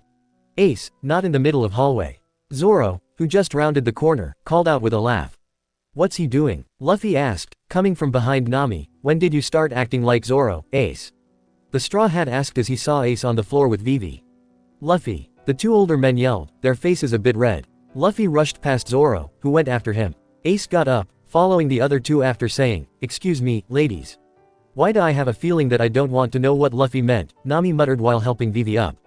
XXXXX. Everyone watched in shock as the singer beat Luffy up in the middle of the living room. Well, everyone except Zoro, who just looked amused. Does anyone know what he did? Usopp asked. He would have wanted to defend Luffy but, well, he was Usopp the brave coward. Who cares? Sanji said, honestly not caring at that point. Stop it you two, Vivi yelled in panic as she ran to the room with Nami. I don't think they're listening to you Vivi, Koza said flatly. I'll handle this, Nami said suddenly, causing everyone to look at her. She walked over to the fighting brothers, took a deep breath and hit them on their heads with full strength and yelled, cut it out. Ace, are you okay? Most of the girls chorused, making the guys' sweat drop. Don't you think you went a bit too far? Vivi asked, but Nami just shook her head. Nope. What the hell Nami? The brothers yelled in sync, holding their heads. Quit it you guys, Koza said. I have an idea. Margaret said suddenly, let's play, never have I ever. Alright. Luffy cheered, I wanna play. Pause, how do you play it? Why I am not surprised, Koza muttered, shaking his head. Sanji sighed, explaining, someone says something they have never done, and those who have done the thing raise their hand. That's not how it goes, idiot, Koza and Zoro said. But we don't have enough alcohol, so we improvise, Margaret shot back. That's boring and it's ruining the whole game's idea, Zoro said with annoyed sigh, I'm not gonna play. What's wrong Zoro? Nami asked with a sly smirk, afraid that some dirty secret of yours comes to daylight. A vein popped on Zoro's forehead, making Sanji smirk. Don't press him Nami-san, the blonde said, Marimo is just too scared to play. Like hell I am, Zoro yelled. Don't be like that Zoro, there's nothing to be mad about, Ace said, patting the green-haired man on the back as he decided to join the fun. That's it, I'm playing. Zoro yelled. Too easy, Sanji, Nami and Ace thought. That's great. Luffy yelled, let's play let's. Shut up, Nami yelled, hitting him on the head again. Stop hitting him or you might damage his brain. Chopper screamed. What brain? Koza asked, making the others laugh. Are we playing or not? Margaret asked. Yay, Zoro said, oi. Those who want to play, never have I ever, come sit near us. When everyone who wanted to play were there, Sanji asked, who's going to start? Mind if I do? Ace asked. Sanji was about to protest, but a chorus of course not, from the girls stopped him. Okay, he said, never have I ever fallen asleep in a bush of stinging nettles. Zoro glared at him, but still raised his hand together with Luffy. Seriously, you two are bigger idiots than I ever thought, Helmeppo said and got hit on the head by Luffy and Zoro. Me next, Chopper yelled and the others allowed it, never have I ever gotten drunk. The others chuckled, most of them raising their hands. Usopp however was not part of these others. Usopp you sissy, Zoro said with a laugh. Shut up, Usopp hissed, saying, my turn. Never have I ever sang in the shower. Most of the girls, plus Luffy and Ace, raised their hands. You sing in the shower? Koza asked from Luffy in disbelief. Yes he does, the ones living under the same roof with him confirmed with sighs. I'm next, Hancock said, never have I ever bought anything from flea market. Almost every girl kept their hands down, clearly just not wanting to admit it. Vivi, Nami and Kaya raised their hands, as did Margaret but not so willingly. All the guys, excluding Helmeppo, raised their hands as well. You two portgas, shouldn't a singer have enough money to buy their stuff as new? Sanji asked, surprised. Well yeah, but I didn't really have much money as a kid. Besides, flea markets are fun, Ace said, everyone should try. Never have I ever stolen anything, Kobe said. Ace, Luffy, Zoro, Usopp, Chopper, Nami, Margaret, Koza and some others raised a hand. Criminals, Sanji muttered. What did you steal? Helmeppo asked. Water to drink after training, said Zoro, forgot my own. Little things, those were just pranks on others, said Usopp. Food, Ace said. Books from Doctorine's shelf, said Chopper. Makeup, Margaret muttered. From a shop. No, from me, said Margaret's older sister, Sweet Pea, who was also in the party. What about you, Koza? Vivi asked, not sure if she wanted to hear. The regular stuff, Koza said. Money from my dad, candies from shops as a kid, candies and small toys from other kids, oh, and your diary once, too. What? Vivi screamed and everyone else laughed. Chill Vivi, it was back then when we were just kids. Koza tried to defend himself. What about you, Luffy? The blonde boy said, wanting to change the subject. Food, Luffy said, making everyone roll their eyes. They should have known, and Ace's porn magazines once. Luffy, Ace yelled with red face, hitting his brother on the head. You did what? Zoro asked, not having heard this one before. I was 13 and Ace 14. Luffy started, he had been hiding something from me for weeks and I wanted to know what it was, so one day, when Ace went to hunt, I stayed at home and found out what he had been hiding. So that's how it went, Zoro mused aloud, laughing at Ace's red face. Something like that, Ace admitted, I got in quite trouble for that, the old geezer beat me into half dead. The old geezer? Sanji questioned. My grandpa, Luffy said, shivering together with Ace, that crazy old geezer. Crazy sure is the right word, Helmeppo mumbled, not meaning it for anyone else's ears. Unfortunately, the others heard it too. You know him? Zoro asked, shocked. Even he didn't know Luffy's grandfather. Well, Helmeppo muttered, well aware that if he told anyone that the principal was Luffy's grandfather the said guy would kill him. Doesn't matter, Luffy said. When Usopp was about to protest, Luffy said again with more force, doesn't matter. Should I say the next one? Ace asked, going to change the subject. Before anyone even answered he said, never have I ever gotten lost on my way to the bathroom. Raise your hand, Marimo, Sanji said immediately. Shut up, Zoro yelled but raised his hand anyway. To his surprise no one else did. Ace, you're doing this on purpose. Of course I am, Ace said, making everyone laugh. My turn, Sanji said, never have I ever kissed a guy. Idiot, Nami muttered, raising her hand among most of the other girls, and Koza and Zoro. Guys, you do realize Sanji said guy, right? Usopp asked, laughing nervously. Yeah, so, Zoro answered with a straight face while Koza just tsked. Silence followed, since only Luffy and Ace had known Zoro and Koza were gay, except Vivi knew about Koza too. Are you two saying you're a couple? Margaret asked. No, Zoro and Koza yelled, both with red faces. But you're admitting that you're gay, Usopp said. Yeah, so, Zoro asked, I never said I was straight, or did I? I suppose not, Margaret said, glancing at Koza, who just asked, what? I always thought you were straight, she commented and everyone nodded in agreement. Well I'm not, so deal with it, Koza told, starting to get annoyed by the subject. Next. Never have I ever walked in when some people were having sex, said Jewelry Bonnie, a pink-haired thin girl from 3rd year. As you probably already noticed, she had a bit too blunt way of talking. I don't think any of us has, Nami started, but stopped when she saw two raised hands, Luffy and Vivi. How the hell did that happen? Sanji asked, mouth hanging open. She needs to learn to knock. Koza muttered, making Vivi blush, trying to shake the image of two half-naked men out of her mind. I don't want to hear it, Usopp said with a shudder, covering his ears. And you, Luffy? Margaret asked hesitantly. I walked in once when Zoro and Luffy started, but stopped as he got hit on the head by Zoro. That's got nothing to do with this, the swordsman said. When the others were about to protest he hissed, back to the game. Never have I ever fallen asleep in bathroom, Luffy said, making Zoro snicker. He could name one guy in the room who had. 3 hands rose, the hands of Ace, Kaya and a woman named Kikyo, who was in 3rd year and a friend of Hancock's. In the bathtub, she quickly said and Kaya nodded in agreement. In the bathtub, shower, floor and more that you don't want to know, Ace said making everyone sweat drop, minus Luffy who was laughing. How the hell does that happen? Helmeppo asked, bad hangover. Helmeppo-san, you know he has narcolepsy, Kobe said, immediately realizing his mistake and covering his mouth with his hands. What? Sanji asked from them. Who told you that? Ace asked, glaring at Luffy who defended himself by saying, it wasn't me. The principal mentioned it at one point.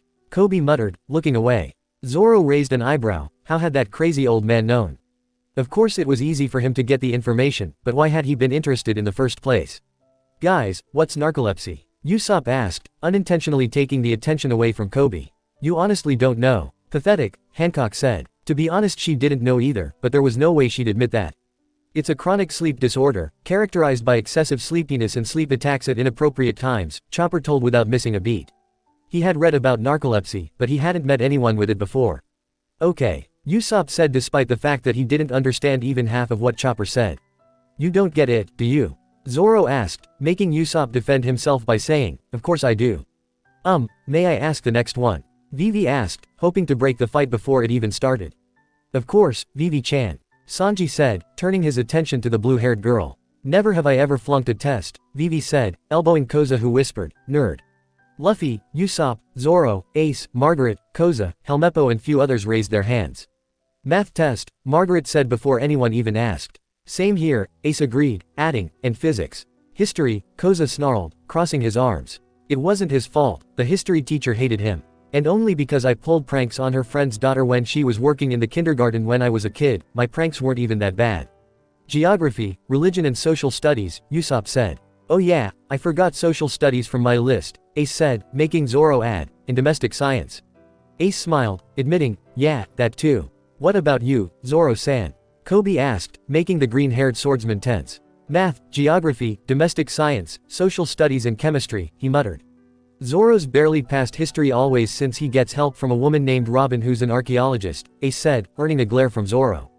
Oh yeah, that bitch, Koza muttered so that only Vivi heard, but this time she didn't scold him. She didn't really like the older woman either.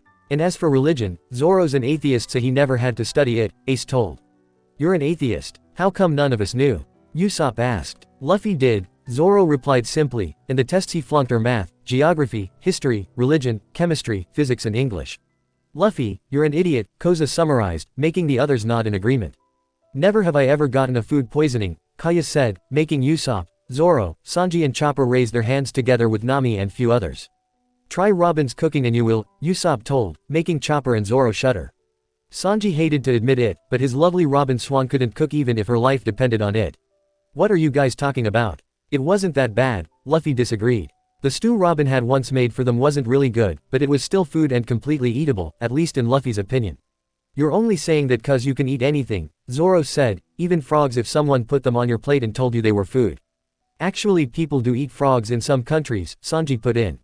That is true, Marigold agreed, they sell frogs' legs in better restaurants. They do? Ace asked, surprised. He had gone to a fancy restaurant only a few times and didn't like them since A. The food was expensive, B. He had to wait long and C. The portions were small, do they taste good? They're delicious, Hancock replied for her sister, they taste a little like snails. The others made disgusted faces, swearing that they'd never eat snails. This game isn't going anywhere, Zoro said with a sigh, I'll go get some booze. So will I, Nami agreed and the two left the scene. One by one people scatter around the house and the game of Never Have I Ever came to an end. Chapter 19, We are friends, right? The party was still going and Vivi was walking around the house, looking for Koza. She hadn't seen him since he left from the living room after the game of Never Have I Ever. I suppose coming out of closet was hard for him, Vivi thought with a sigh, knowing that Koza was afraid of what their friends might think about him now. Is something wrong? You look worried, Ace asked, startling Vivi as he appeared from behind a corner. No, I was just looking for Koza, have you seen him?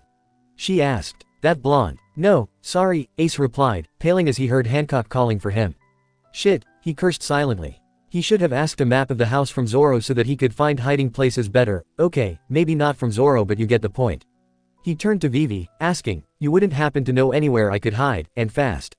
Vivi thought for a split second before nodding, motioning for Ace to follow her. XXXXX. Koza had gone to the attic and used its window to get onto the roof. Now he was lying on his back on the red brick roof, watching the stars and regretting the fact that he came to the party. No, to the hell with that. I could have avoided everything by just keeping my hand down but did I? No, I didn't. I just had to be stupid and admit that I had kissed a guy, that I was a gay, he thought with a sigh. He had thought it was a good way to come out of closet, to act like he didn't care at all and that it was the most natural thing to do but no, it was a stupid idea. However, what had really caught him by surprise was the fact that Zoro too was in fact, a gay. Koza had had a crush on the swordsman, even before he met Law, but he had always been positive that Zoro was straight, so he had made no move. But if Zoro really was gay, then taking a nap on the roof isn't really the safest idea, Sandhead, Sanji said as he came out of the window, sitting next to Koza, who fought against the urge to just push the older blonde off of the roof. Did you come here just to nag at me or do you actually have something to say? Koza shot back. Sanji rolled his eyes, saying, just came here to knock some sense into you.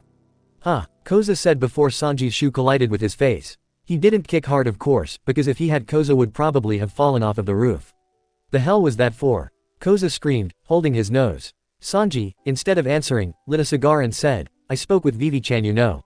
And, didn't know you thought we were so old-fashioned, Sanji said, taking a drag from his cigar, it's not like we'll judge you for being gay or anything. I never said you would, Koza said, trying to hide his relief. If Sanji didn't mind then the others probably wouldn't either. No, but Vivi-chan said you were worried about what we would say when we knew, Sanji said with a chuckle as Koza blushed. She understood me wrong, the younger blonde mumbled, but the older one just snorted. I'm sure she did, Sanji said sarcastically, anyway, my point is that nobody cares. Marimo's a gay too, Luffy obviously knew about it and is okay with it, so why would it be any different with you? Before Koza could interrupt Sanji continued, Usopp's a weirdo himself, he's in no place to say anything and I doubt Chopper even knows what gay means. As for me, Sanji breathed out smoke, saying, I honestly don't give a shit as long as neither you nor the Marimo don't try to make a move on me, or start dressing like ladies. No fear about that, Koza said with a snort. To be honest he had always thought Sanji was homophobic, but it seems that he had been wrong, and the girls. I think you don't really care for their opinions besides Vivi-chan's, no? Sanji asked, making Koza nod. I didn't know you knew me so well, he said. Of course I do, Sanji said, looking at Koza for the first time, we're friends, aren't we? Koza, after realizing this was the first time Sanji had called him a friend, said, yeah. XXXXX. It still won't open, huh? Vivi asked, sitting on an empty box. Nope, Ace said, sighing. Vivi had shown him where the hatch to the cellar was and he jumped down. Vivi wasn't originally planned going in herself, but when Hancock was about to turn around the corner Ace had pulled her in and slammed the hatch down. After that Vivi had told him that once the hatch was closed, it could only be opened from outside. So now they were stuck, had been for the last half an hour. Ace sat down, asking, how often do they use the cellar? It depends, Vivi said, sometimes even twice a day, sometimes they won't use it even for a week. I think. Great, the ex-singer said with a sigh, and all this because I wanted to hide from that crazy bitch. Vivi was surprised by what Ace said, but didn't say anything. It had been obvious to her that Ace didn't like Hancock, but she thought that he'd never say it out loud so rudely, not that she was disagreeing with him, Hancock was a bit crazy. A crash brought her back to reality, making her look at Ace. He had fallen off of the box he had been sitting on and was now lying on the cold concrete floor. Ace-san, Vivi asked, but got no answer. She moved over to the man, shaking him a bit, Ace-san. Are you alright? Still no answer. She almost panicked before remembering Ace had narcolepsy. She bent closer to him and was able to hear his light snoring, making her sigh in relief. She managed to turn him over, but that was all she could do. She didn't know how to wake him up and she wasn't even sure if it was safe. All she knew about narcolepsy was what Chopper had told them all earlier. She had no choice but to wait for Ace to wake up and that someone would find them. XXXXX. Luffy and Nami were sitting on a rock in the backyard. Luffy had originally been looking for Ace, but when he saw Nami in the backyard he had decided to join her, forgetting his older brother completely. Why aren't you with the others? Luffy asked, looking at his orange-haired classmate. I just needed some fresh air, Nami said, not looking at him. Instead she was staring at her orange cell phone, her hands shaking. What's wrong? Luffy asked, noticing the obvious lie. He might be a bit on the slow side, but he wasn't that stupid. Nothing, she said, but he knew she was lying. You're lying, he stated. It wasn't even a question, tell me. I already said it was nothing, Nami repeated, pocketing her cell phone. Come on Nami, tell me, Luffy insisted, we're friends, right? Nami didn't look at him. Friends? Well yeah, probably. They always hanged around together in school after all. But they weren't close friends, not so close she'd tell him anything like this, but then again, she hadn't told Vivi or even Nojiko either. It's none of your business, Nami snapped, standing up. But, just leave me the hell alone. She screamed at the boy's face before turning around and going back inside. Luffy watched after her, not saying a thing. She didn't need to yell at him, he was just trying to help. I suppose I really need to learn to keep my nose away from the things that have nothing to do with me. XXXXX. Vivi sighed in relief as the hatch to the cellar opened. She and Ace had been stuck in there for 3 hours already. In that time Ace had fallen asleep 5 times and was currently asleep as well. You okay Vivi? Koza asked, jumping down with Sanji right behind him. What exactly happened? Well we came in here to hide from Hancock and the hatch just closed and we couldn't get out, Vivi told, making Koza sigh. You idiot. Sanji shot him a glare for insulting Vivi. When he noticed Ace on the floor he asked, what happened to him? I think his narcolepsy is affecting him again, Vivi said. I don't really know much about those things, so I wasn't sure if it was safe to wake him up or not. I'm sure it'll do no harm, Vivi-chan, Sanji said, kicking Ace lightly on the side. Oi, wake up. Stop hitting me, Luffy. Ace muttered in his sleep, not waking up. The others stared, not knowing what to think of that. I think I don't even want to know, Koza muttered, changing the subject. So, how are we going to get him out of here? Let's just wait till he wakes up, Sanji said, unless you want to drag him up. Nah, we'll wait, Koza said. I'll go tell the others we found them. Has everyone left already? Vivi asked as Koza had gone. Sanji pointed at Ace and said, aside from him, you and Sandhead, yeah. Vivi sighed. Sorry. Don't worry about it, Vivi-chan, he said, you're not a bother. Oi, Luffy said after jumping down into the cellar. Vivi, are you and Ace okay? Yes, we are fine, she told. Ace-san is asleep, tough. Like always, Luffy said with a laugh. Sanji, help me to carry him to the hatch. Zoro will lift him up from above. Luffy lifted his brother up from under his armpits while Sanji took his legs. They carried him over to the hatch where Zoro lifted him up. We should probably get going, Koza said, meaning him and Vivi. Yes, Vivi agreed, but will Ace-san be alright? He'll be fine, he can sleep in the guest room, Zoro said as he and Sanji proceeded to carry Ace there. Should somebody call his parents? Chopper asked. They'll get worried, especially because Ace has narcolepsy. I'll do it, Luffy said, fishing Ace's cell phone from his pocket. This way he wouldn't need to pay the bill, not that it'd be big anyway. Koza and Vivi went to their homes and Zoro dragged Ace to the guest room. The party was over. Disclaimer: this story do not belong to me. The author is In His Shadow by Mikila. Chapter 20. After we graduate.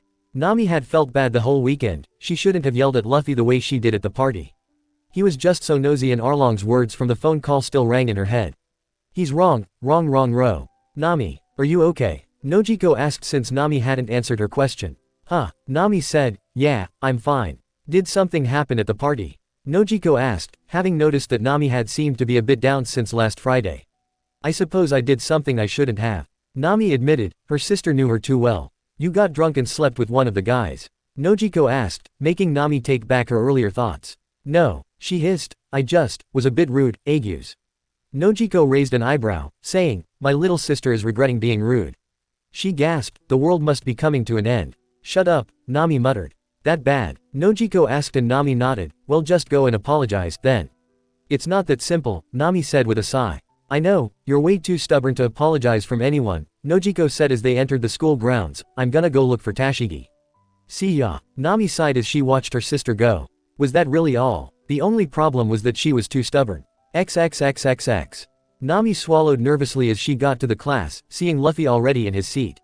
Well, here goes nothing, Nami thought, having decided to apologize. Her stubbornness usually got her in trouble, so if she apologized now she should get everything sorted out rather easily. Luffy, she said as she walked over to his desk, getting his attention. Sorry about what happened at the party, I was just a bit, Hey, don't worry about that, it was my fault, Luffy said with a grin. People always say I'm too nosy for my own good. So true, Koza put in, leaning on Luffy's desk. So, what happened between you two at the party? None of your business, Nami said with a glare as she went to her seat, making Koza roll his eyes. Women. XXXXX. At lunch break everyone were nervously watching Zoro and Sanji who, instead of arguing like usual, were giving each other glares every 5 seconds. Finally, Usopp broke the silence. Okay you guys, what's going on? This idiot here, Sanji and Zoro both started, pointing and glaring at each other. You guys twins or something? Nami asked, humored by the two's horrified expressions as they said, no. Okay, now tell us what's up, Usopp asked. The two started at the same time again, glaring at each other. Why don't we just ask Portgas if he knows something? Koza suggested, pointing at Ace who was walking towards them with Luffy. They're in the same class after all.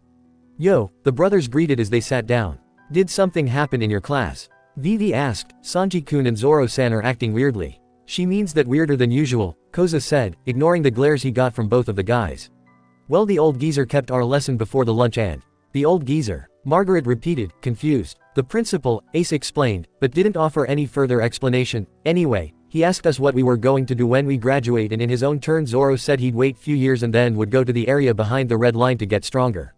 And I simply stated he'll get himself killed, Sanji said, giving Zoro another glare. And then Sanji corrected Ace with a glare. Right. When Sanji's turn came he said he wanted to continue working in the restaurant he already helps in now and then, and Zoro called him a sissy. That's about it, Ace told, taking out his lunch. If you ask me, that's ridiculous.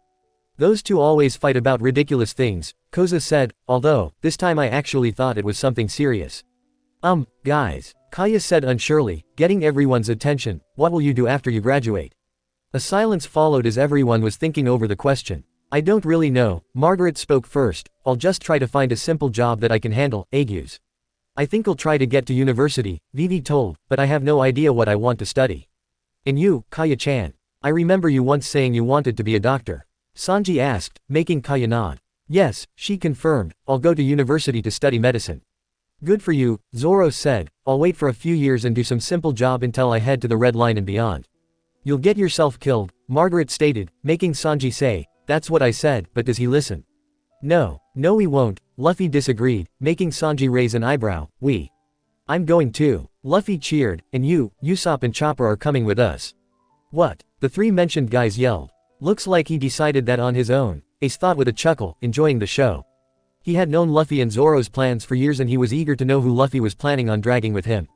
Are you scared? Zoro asked with a smirk. No, Sanji yelled at the same time as the other two yelled, yes. Come on guys, it'll be fun. Luffy said with a grin. You guys are crazy, Koza mumbled. Zoro just smirked at his direction, asking, chicken? Hell no, Koza yelled, being easily provoked by Zoro. In fact, I don't have any plans for the future, so I might just go there too. Koza. Vivi yelled in panic, hoping that her friend wasn't being serious. The area behind Red Line, Roger's territory, was dangerous. That's great, you can come with us too. Luffy cheered, giving a high five to his amused older brother. Koza, realizing what he had just said, paled. I never said I was going to go there with you guys, he said hurriedly. Chicken, I'm not. Then why not just come with us? Zoro asked, continuing before Koza could answer, there's still at least 2 years, most likely more. You'd have time to get stronger. Right, the green-haired man held out his hand for the blonde, but I can understand if you're scared. Koza glared Zoro, knowing he was being provoked. Still, he didn't want to back away from a challenge, especially from one that was given by the swordsman. I'm not scared, he said, taking Zoro's hand, it's a deal. Alright, Luffy cheered, now there are 8 of us. 8, Vivi questioned. I hope you're not counting us, Sanji said, getting nods of agreement from Usopp and Chopper. Of course I am, Luffy said, Frankie and Robin are coming too. Luffy, you shouldn't decided things like those for others, Vivi said, trying to change his mind, besides, isn't that place dangerous?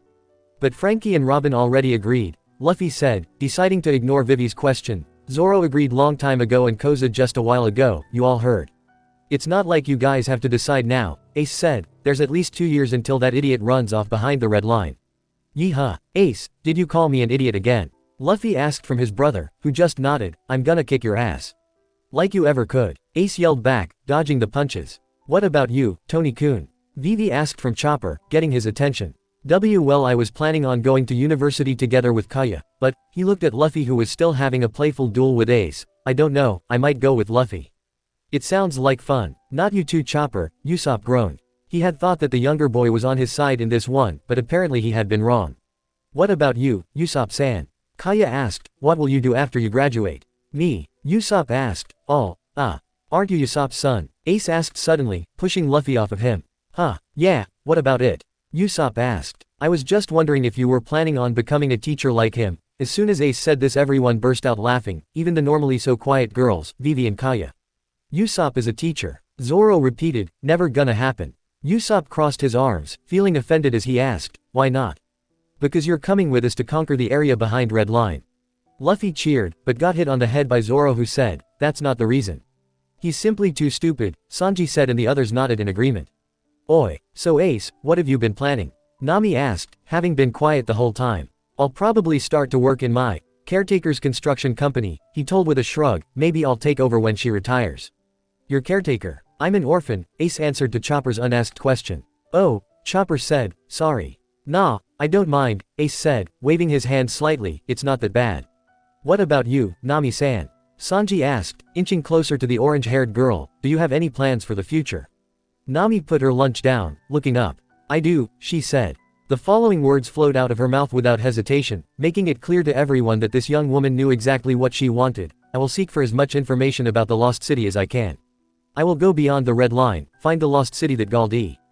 Roger claimed to have seen and draw a map that leads to it. Everyone stayed silent, different kind of emotions and thoughts going through their heads. Most looks were surprised and disbelieving, but three faces stood out. Ace seemed gloomy, had been like that from the second Nami mentioned Roger. Zoro had a look on his face that most people who knew him called his, oh shit, look. Luffy on the other hand, was grinning from ear to ear. That's great, you can come with us. Luffy cheered, proving Zoro's fears to be right. Nami would never get herself out of this one. And what would I benefit from that? Nami asked, crossing her arms. Truth to be told, this was what she had been hoping for, but there was no way she'd admit it just like that.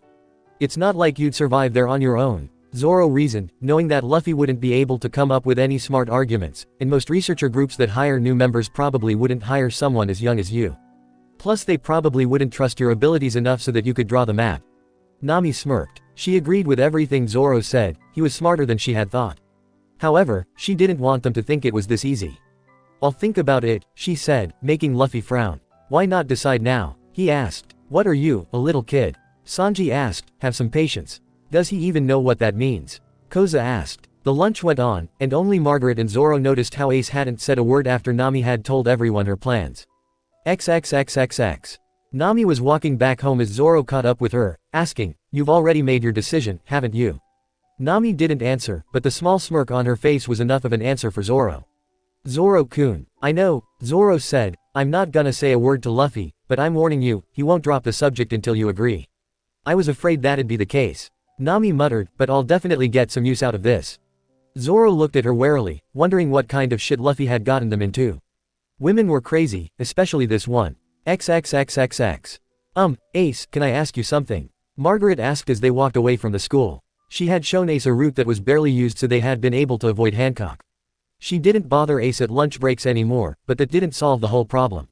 Sure, Ace said. He had always been a bit uncomfortable around women, but had decided to learn to handle Luffy's friends.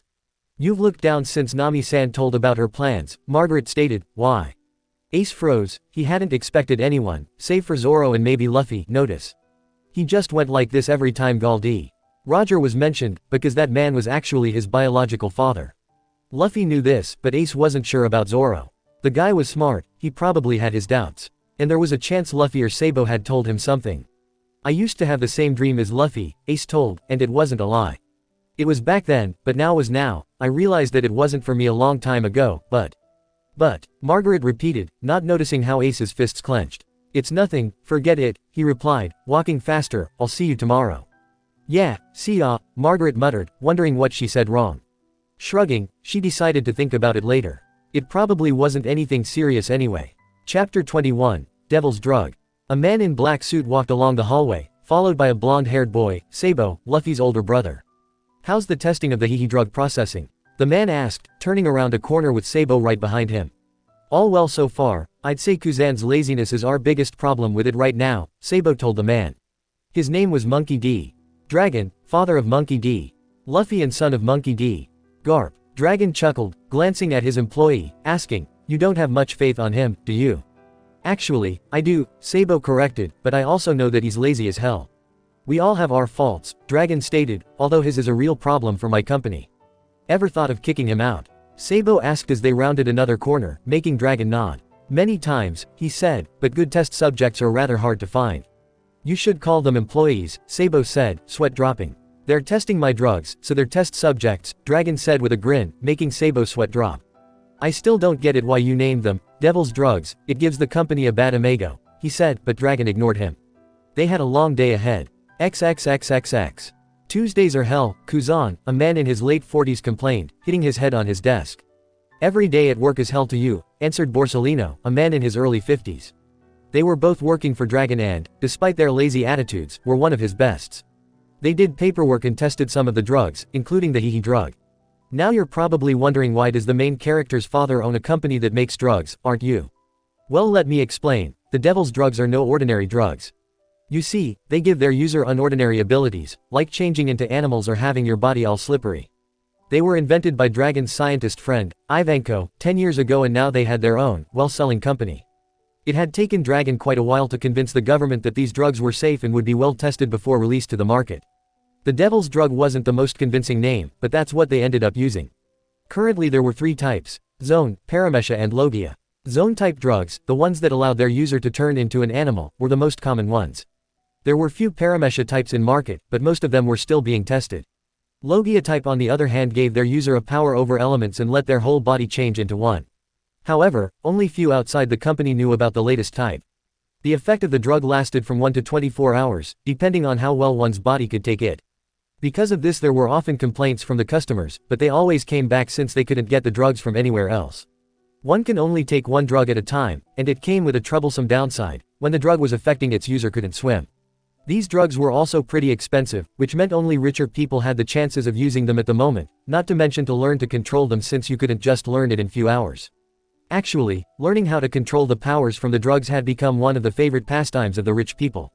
So, I suppose you now know how the devil's drugs work, don't you? Good. That's because work is hell, Kuzan told, not lifting his head from the table. Then why don't you resign? Dragon asked as he walked into the room with Sabo. Too troublesome, Sabo rolled his eyes, asking, how's the testing of Hihi drug going? Kuzan lifted his head from the table, answering by turning into ice.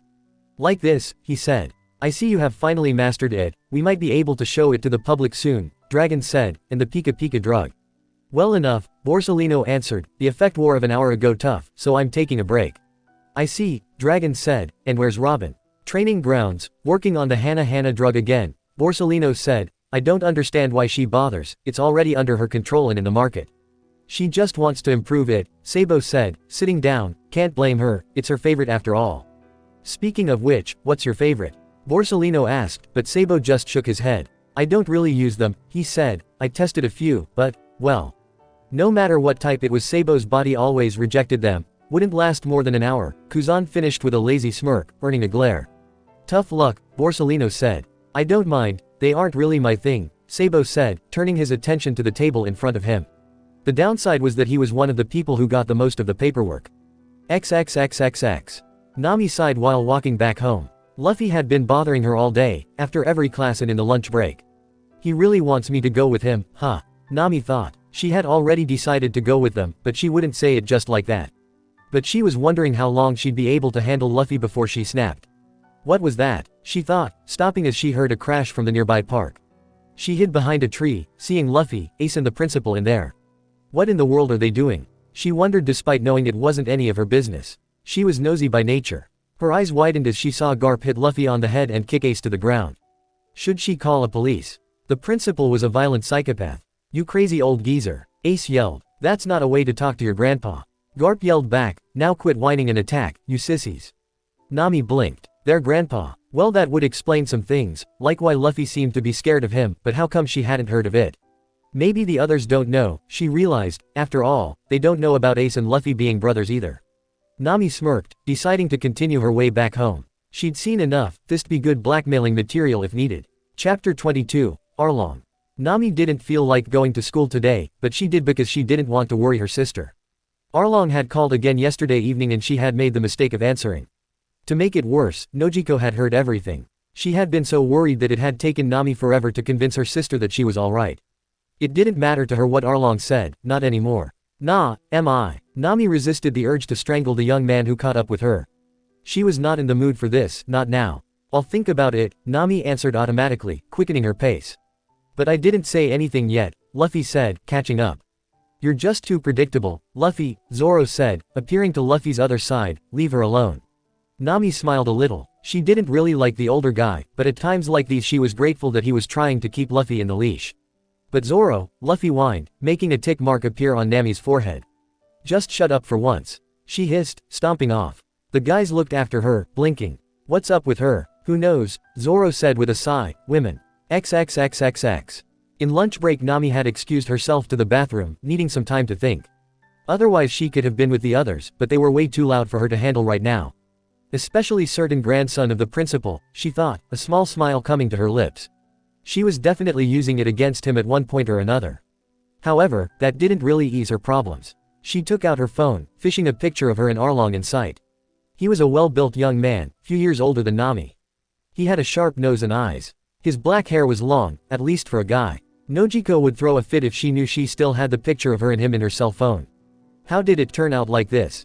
Flashback. Nami had met Arlong and his friends a bit over a year ago on her first year of high school. They had graduated from the same high school she was going to in the spring and were now doing part-time jobs near the village of Kokoyashi. Arlong worked as a porter in a bar, meeting Nami as she and her sister had tried to get in despite of them being underage. For the last time, you're way too young to come here. Go back to the kindergarten, Arlong told them once again. Ah, come on, can't you let us in for once? Nojiko asked, don't be such a goody. I wouldn't care less about the rules, I might lose my job, Arlong snarled, letting some familiar faces whose ages he knew in past the two girls, now get lost.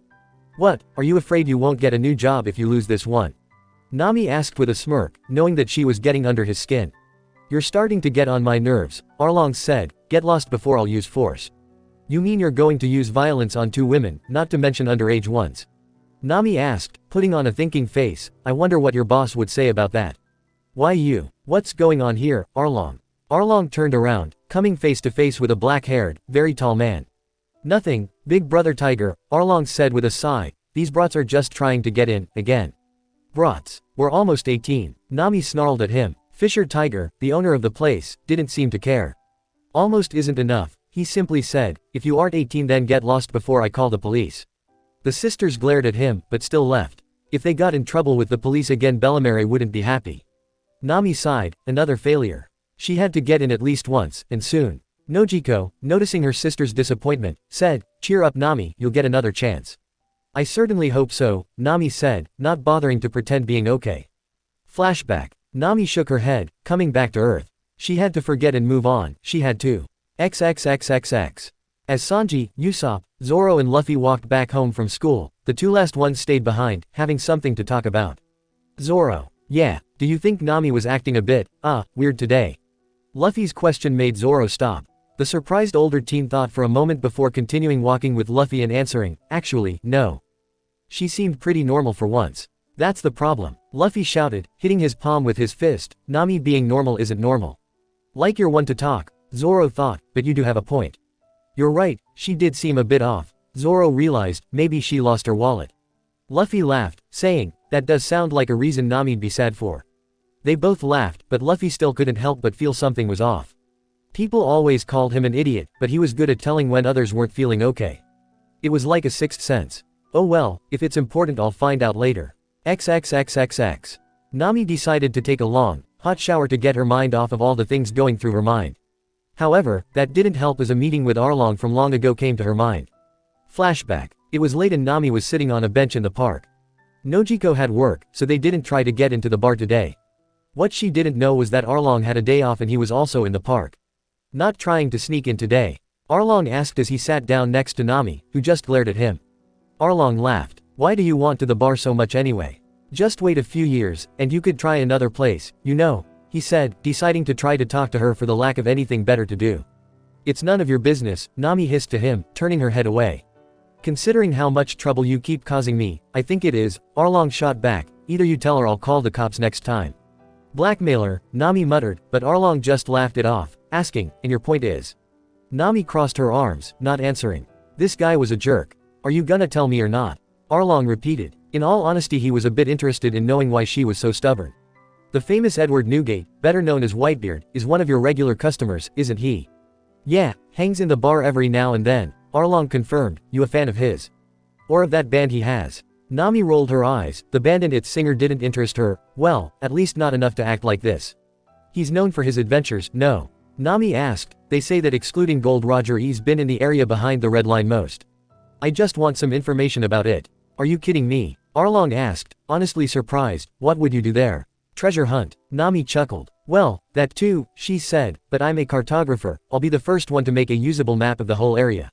Arlong laughed again, making Nami's eyebrow twitch. What, you think I can't draw maps? She asked, fishing out a map of Kokoyashi from her pocket, see. I drew it when I was only 10, it's damn easy you know. Arlong looked at the map, honestly surprised by all the sharp details. Surely she could have copied this from somewhere, but he didn't quite believe that was the case. And how are you going to get there? It's not a walk in the park and most researcher groups wouldn't hire an inexperienced cartographer. Then I'll just found my own or find a new one, Nami said without missing a beat, having made up her mind long ago. She'd do this no matter how long it'd take. You sound pretty sure of yourself, Arlong commented. That's because I am, Nami said, as long as I see the place myself or have detailed information I have no problem. Right, Arlong said, rolling his eyes. How about a little bet, then? I'm listening, Nami said, crossing her arms. Tomorrow I'll bring you some material my boss once collected while behind the red line, Arlong said, ignoring the surprise in Nami's face. If you can make maps out of those in a week, you get all the money in my wallet. If you can't do it, I get all in yours. Deal. Deal, Nami decided, being sure she'd win. And if she'd lose it wouldn't matter much since her wallet was almost empty all the time, but it would hurt her pride tough. I'll see you tomorrow at the same time, then, Arlong said, standing up. Don't be late. I won't, Nami said, swearing that she'd show him. Flashback. Everything was so simple back then. We talked, made bets, hanged out with his friends and later fell in love, or at least I did, Nami thought, turning off the water. Had he loved her after all? Everything had ended so suddenly. The day she took Arlong to the airport they were so happy. He was going back to his home for a month on a vacation. But when he came back he was cold and distant. Few days later he told me how ridiculous my dream was. We started fighting and soon broke up. Tears threatened to fall from Nami's eyes, but she held them back. She had to stop crying because of him. She was so lost in her thoughts that she almost jumped when her phone beeped to inform her about a new text message. It said, "Hey Nami, you looked down today. Did you lose your wallet?" Idiot, Nami thought, responding to the message with this thought. Chapter 23, News. Shitty Thursday. Sanji muttered as he walked to the class with Zoro. What's wrong with Thursdays, curly brow? Zoro asked. Sanji rolled his eyes, saying, Stupid Marimo, the principal's teaching us today. Weren't you listening Gram-san yesterday at all? Do I ever? Zoro asked. Don't tell Ace, he'll run away before the class even starts. Speaking of it, why does he hate the principal? Sanji asked as they sat down in their seats. How should I know? Aren't you two best buddies or whatever? Zoro snorted at Sanji's question. No, the blonde asked, lovers. I'm not gay you know, Ace said as he sat down next to Zoro. What are you two arguing about anyway? Nothing, the two said together, making silent agreement to not tell Ace about the principal. You know, Usopp once said that if you two agree on something it means something bad is going to happen. Ace said, eyeing the two. Word from the wise Portgas, Sanji said, always think twice before you believe anything Usopp says. Curly brows right, for once, Zoro said, ending up in a fight with Sanji. Ace sighed, this was going to be a long morning. XXXXX. Guys, why's Luffy sulking? Sanji asked as he, Zoro and Ace got to their usual lunch place. Beats me, Usopp said, he's been like that since we were told our class will have a trip to the drug factory after few weeks. Drug factory? Sanji asked with wide eyes after almost choking into his drink. The devil's drug, Nami specified, not missing how Ace and Luffy exchanged looks. You know what it is, right? Yeah, Sanji confirmed, the drugs that give weird powers, made by that crazy Okama scientist. Crazy. I think he's funny, Luffy said, getting odd looks from the others. Luffy, Ace hissed, making his little brother blink. When he realized what he had said he quickly covered his mouth, saying, whoops, I wasn't supposed to say that. Forget it. What? Nami asked, narrowing her eyes at him. Luffy, is there something you should tell us? No, he said, trying to whistle innocently. Liar, Koza accused, spit it out. Now guys, if Luffy doesn't want to say anything then he doesn't have to, right? Vivi said uneasily, trying to be polite despite the fact that she too wanted to know. You're too soft Vivi, Usopp scolded, but Sanji disagreed, angrily kicking Usopp. Don't talk to Vivi-chan like that. He said, turning to Ace, you seem to know something, Portgas. Care to explain? Well you see, Ace started, but couldn't finish as he fell on his back, eyes closed. He fell asleep, Chopper said. Well we have no choice but to ask Luha. Usopp said, where'd Luffy go? Nami's gone too, Vivi pointed out. God damn it, Koza cursed. The others agreed and none of them, save for Zoro, didn't notice how Ace opened one eye, winking at the swordsman before closing his eyes again. Hey, sneaky bastard. XXXXX. Wait up Luffy. Nami called after the raven-haired teen, having followed Luffy as he left the others.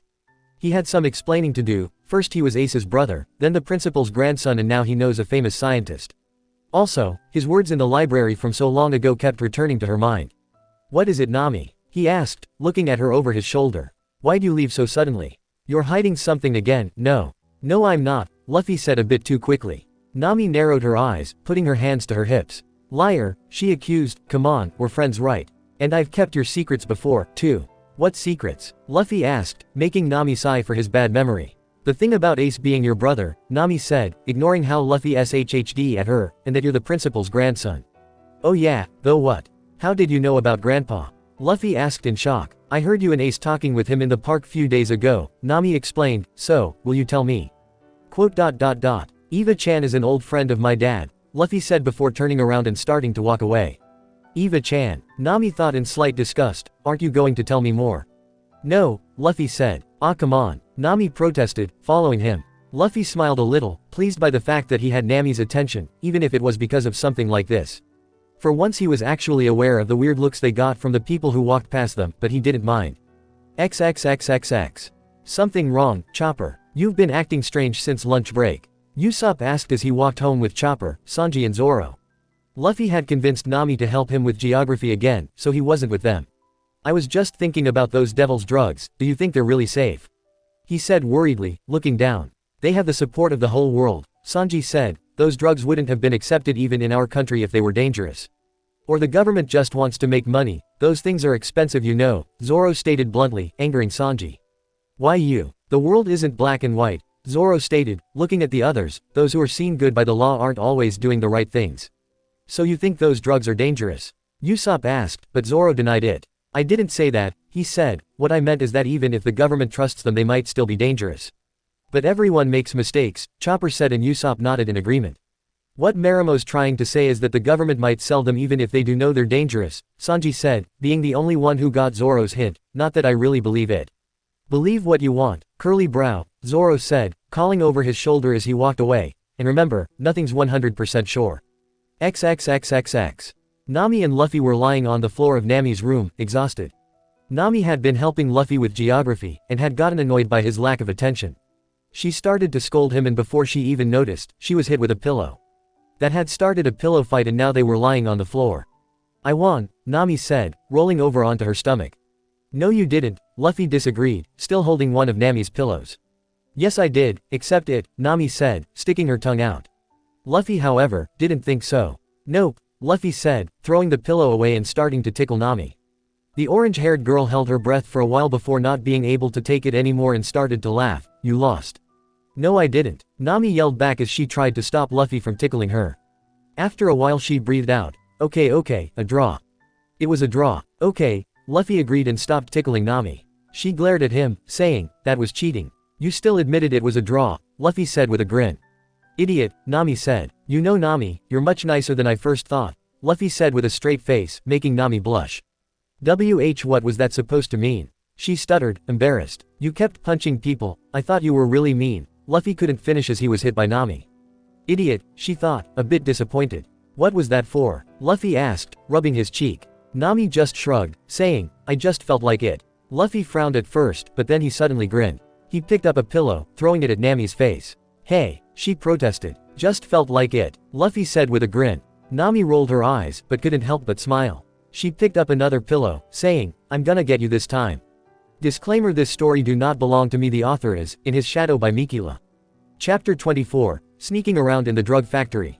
Few weeks has passed since the second-year students heard that they're going to visit the drug factory, so now they were all sitting on the bus, on their way there. I'm bored, Luffy complained, only to be ignored by Usopp, who was sitting next to him, playing with his cell phone. Shut up, at least we don't have to be in school, Nami said, turning to Koza next to her, right? Koza didn't answer, just looked away, crossing his arms. He was still angry at Nami for tricking the window seat from him. Just ignore Luffy, Margaret said from the other side of the passageway, unless he's eating something he can't sit still more than 5 minutes in a row. Or if the principal's keeping an eye on him, Koza added with a small smirk, why are you so scared of him anyway? I don't know what you're talking about, Luffy whistled innocently, looking out of the window. There has to be a reason, Usopp agreed, tell us Luffy. Leave him alone you two, Nami said, I'm sure he'll tell you when it's time, if there's anything to tell, that is. Since Koza and Usopp's attention was on Nami, neither noticed Luffy's small, grateful smile. Nami had saved him once again. You're not allowed to keep secrets from friends, Koza said, giving a high five to Usopp, who agreed.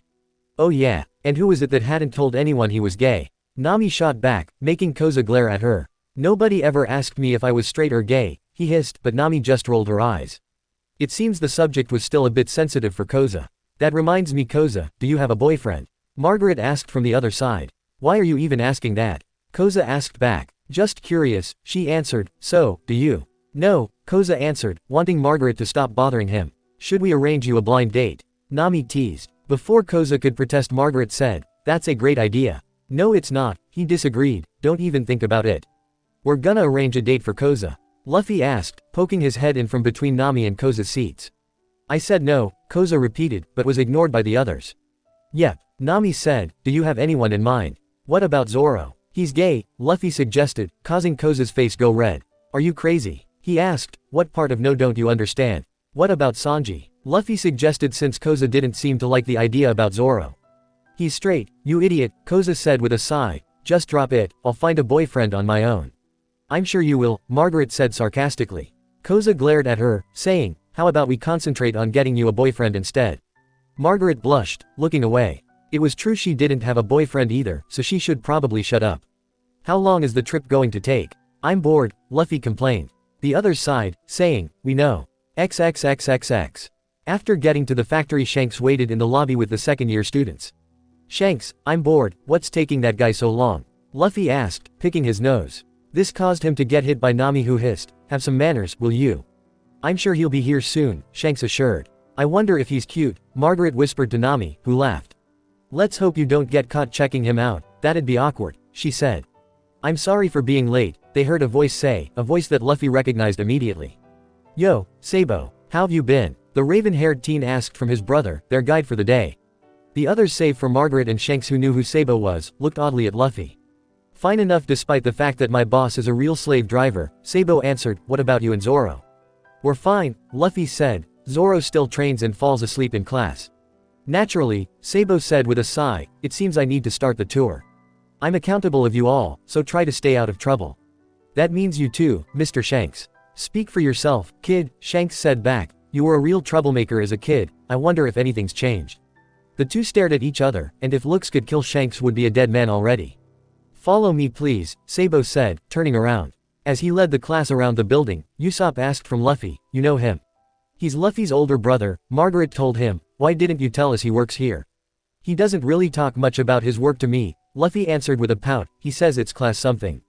Classified, Nami suggested, making Luffy nod, yeah, that's boring, Margaret said. Nobody said it out loud, but the tour was boring as well. Sabo showed them the labs behind glass windows, but they weren't allowed to go in. He showed them the head scientist's office, but the man was absent. They saw the training grounds, but no one there was testing the drug. Naturally, all this wasn't even half of the building. Next, Sabo would take them to the auditorium where Robin would keep a lecture about the drugs to them. You know, this visit is a real disappointment, Koza said, and the other students agreed. I hate lectures, Luffy complained, whispering to Nami, let's leave the group and go on an adventure. Are you crazy? Nami hissed in disbelief, if we get caught we'll get in trouble. We won't get caught, Luffy said with a grin, well. Nami sighed, frustrated. A small smirk rose to her face as she asked, so, how will we desert the others? I don't know, Luffy admitted, but you'll figure out something. Nami sighed again, she should have known this. However, she did come up with an idea. Okay, say that you're going to the bathroom and leave. I'm good at sneaking in and out of places, so I'll be able to disappear, she told in a whisper with a small smirk. Okay, Luffy whispered back and the plan went into motion. 2 minutes after Luffy had left the group, Nami deserted them successfully as well. She was an expert in sneaking around. So, do you have a map? Nami asked as she found Luffy again. Nope, he replied with a grin, who needs a map? It'll be a bigger adventure if we don't know what's ahead. Nami hit him on the head, asking, how can you be so optimistic? We'll get lost. No we won't, we're not Zoro, Luffy said, and if we do we just ask for directions. Nami's eyebrow twisted, how could he be so stupid? We're supposed to be with the rest of the class, you idiot, not here. If we ask for directions we'll get caught, she explained, wanting nothing more than beat Luffy half dead. Too bad someone might hear them if she did. Right, Luffy said, hitting his palm, choose a direction and let's go on an adventure. Nami sighed again, she seemed to do that a lot lately, and yet she couldn't help but smile and show Luffy the direction they should go in. XXXXX. What is it, Iceberg? Asked Monkey D. Dragon, who had been called to the control room by the man who was responsible for the security cameras, Iceberg. Ma, 2 young ones have gotten lost from the main group that came here to see the factory, Iceberg said, however, I do believe they've done so on purpose. Where are they now? Dragon asked, getting interested. Going down the stairs, they'll reach the ground floor soon, the violet-haired man told. I believe they'll end up going to the training grounds, Section 5. I see. Ma, should we send someone after them? Iceberg asked, but Dragon shook his head. No, Dragon said, let's see how long they manage before getting caught. When they do, make sure they are brought to my office. So we're playing games again. Is that a problem? Not at all, sir, Iceberg said, I suppose my shift will be interesting for once. Dragon's non-existent eyebrow twisted as he asked, if it's so boring why don't you go back to your official job as a mechanic in the factory section?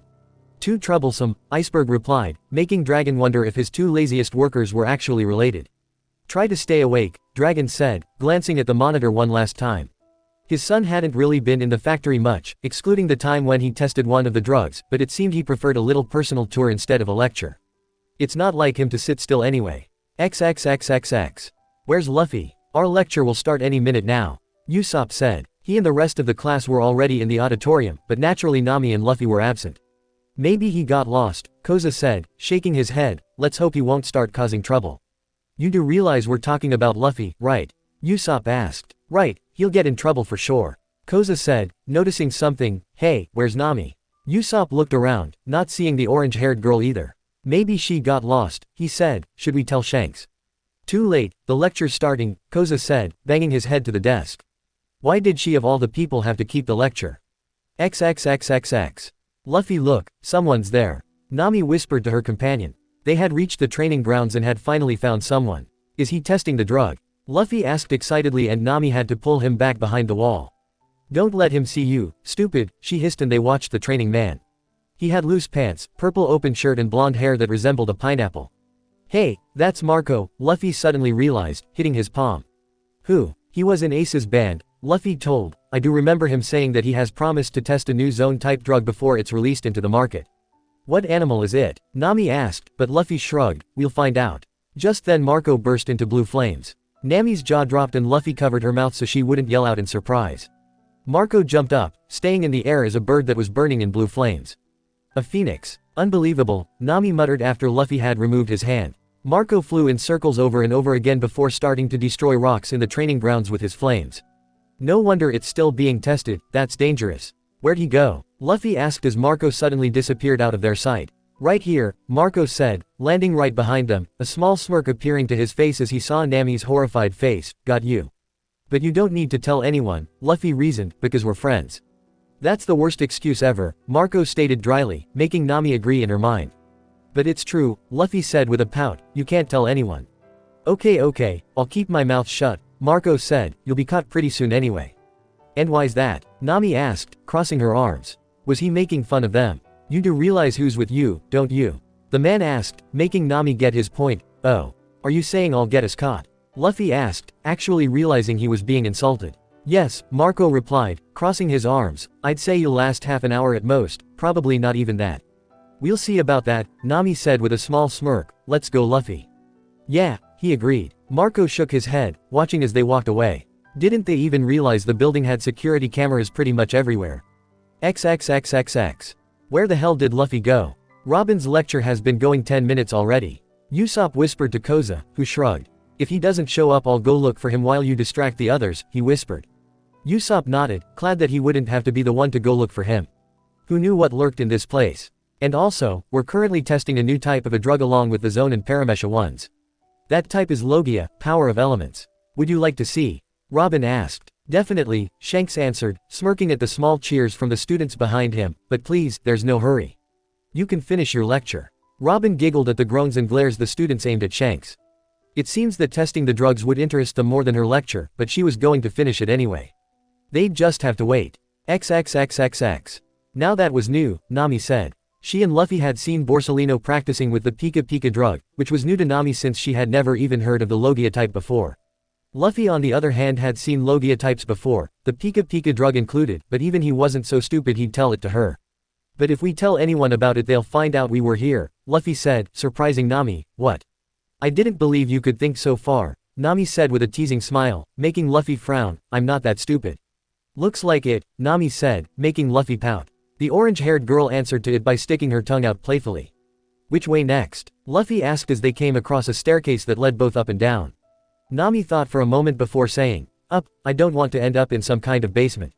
So they went up, but didn't get off in the second floor.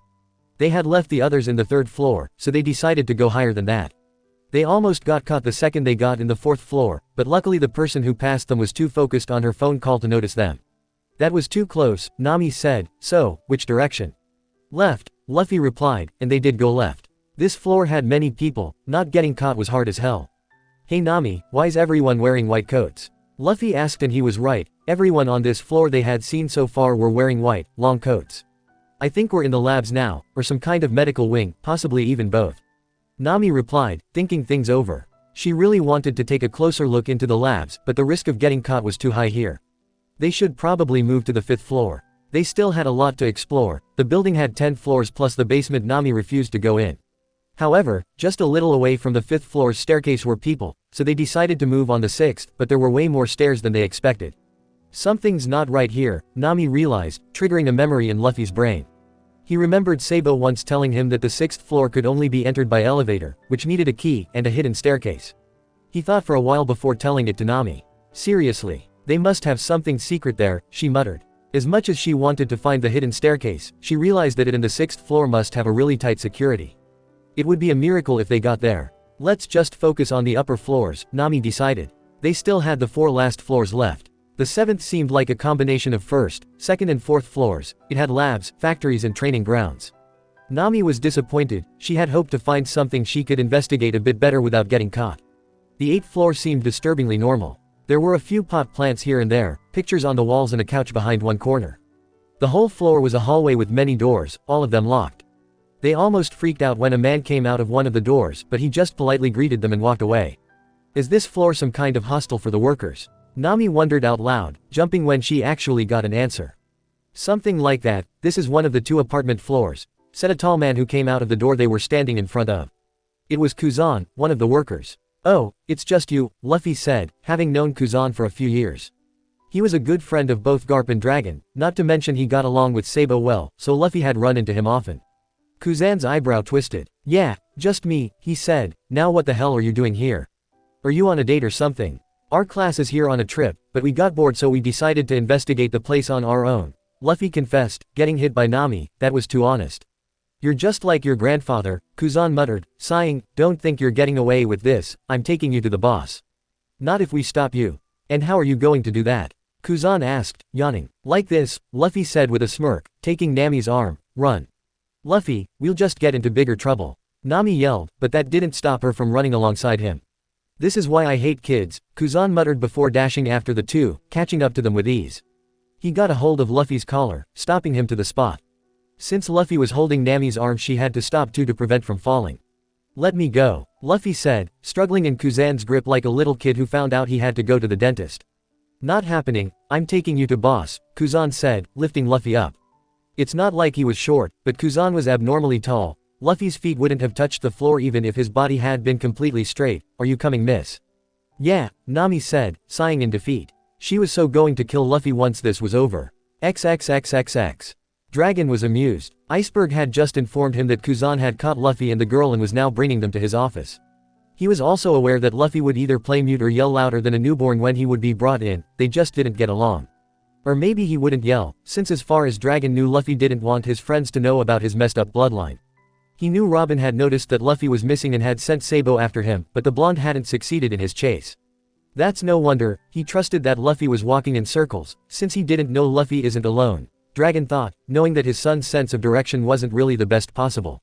Come in, he said as there was a knock on the door, knowing it was Kuzan.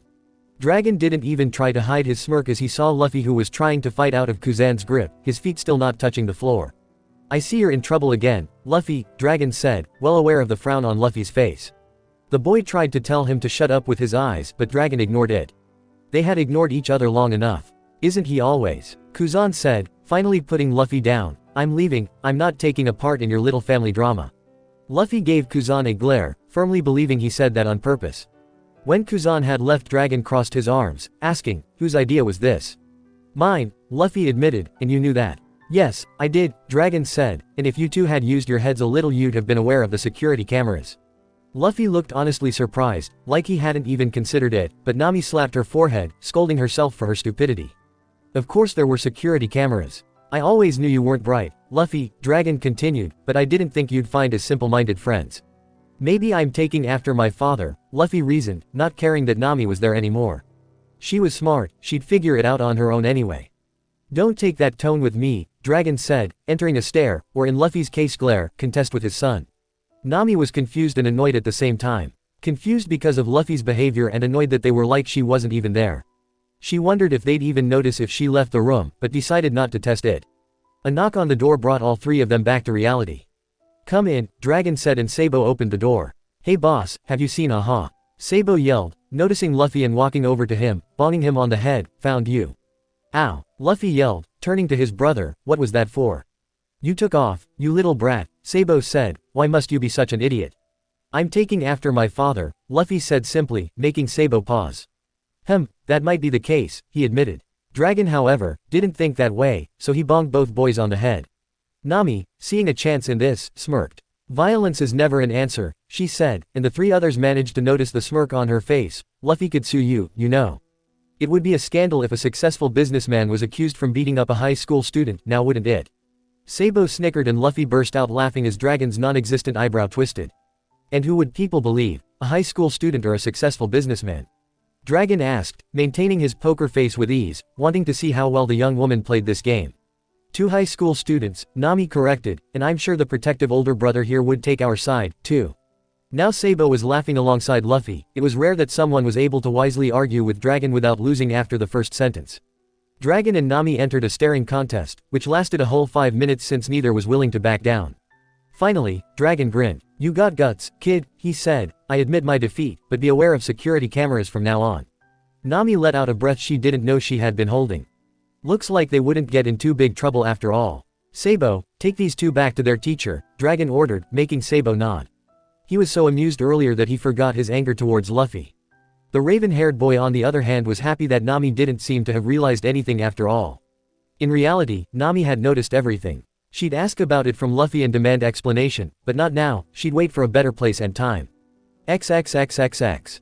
Where the hell were you two? Shanks asked as he saw Nami and Luffy enter the training grounds with Sabo. This idiot here, Sabo started, pointing at Luffy, got lost after leaving the bathroom. Apparently his little girlfriend went looking for him, but it took her quite a while to find him since he was moving around so much. Both Nami and Luffy ignored the girlfriend comment, deciding to handle it later. Now they were just happy that Sabo had their backs. How could you get lost like that? Shanks asked despite the fact that he didn't believe them. He had been Sabo's teacher too, he knew what kind of guy he was. Are you stupid? Or just Zoro? Luffy just laughed at the last part, scratching his head. I got lost, he said, making Shanks sigh. Nothing would get through his thick skull. As for you, Miss Nami, I expected more from you, Shanks said, crossing his arms. You could have at least told someone where you went. I know, I'm sorry, Nami said. Now that everyone is here, Robin said, getting the attention of the others, let us introduce the new type of a drug. Kuzan stepped lazily into the training grounds, yawning. Remind me again why I have to put up a show for these kids. He asked from Sabo, ignoring the angry looks from the students. Because you have the best control over the Logia drug so far, Sabo replied. You took the Hihi drug already, didn't you? Yeah, he replied, the lazy smirk rising to his face. Are you kids ready? Without waiting for reply he freezes the ground, causing few of the students to take a step back. Next he created a simple ice statue that reminded a dog. It wasn't good, but the point was that he actually managed to do something like that with his powers. Unbelievable, Margaret breathed out. She had never seen the drugs being used in live situation, so this was completely new to her. Next Kuzan stole Sabo's hat, freezing it. Hey, the blonde protested, having not expected it. I didn't give you a permission to do that. The best is still ahead, Luffy said to himself, but Nami heard him. Before she had the chance to ask what he meant, Kuzan started to turn into ice. After his whole body had turned to ice, he changed back, only leaving his right arm covered in ice. Never try this at home, Robin said suddenly, walking over to Kuzan with an axe. Things might get bloody if you did. Those who feel nauseous easily, please close your eyes, Sabo said, but no one did. Their eyes widened as Robin chopped Kuzan's right arm off with one quick movement. Some of the students screamed, making Sabo wonder if Robin had overdone it. Are you crazy? Koza yelled. Luffy took a hold of his shoulder, knowing that he might charge at Robin at any second. What now? Look, he said, pointing at Kuzan's arm, which was growing back. Wow, Nami said after the arm had grown back completely. This is the true strength of the Logia-type drugs, Robin told, but this is also reason why they won't be sold to just anyone. In wrong hands this would do much more damage than our other drugs. I can imagine that, Nami muttered. Yeah, Koza agreed. Right, Usopp. No answer. Usopp. Koza asked, turning to face the long nose only to see that he had fainted. XXXXX. After their visit had ended everyone were in front of the building, waiting for their bus. I can't believe you fainted, Margaret said, laughing at Usopp. But his arm got chopped off, any normal person would have fainted. Usopp protested. Well, in that case you're the only normal person in this class, Koza told, catching a sight of Nami and Luffy from the corner of his eye. wondering what they were doing so far from the others. Let's hope they don't run off again.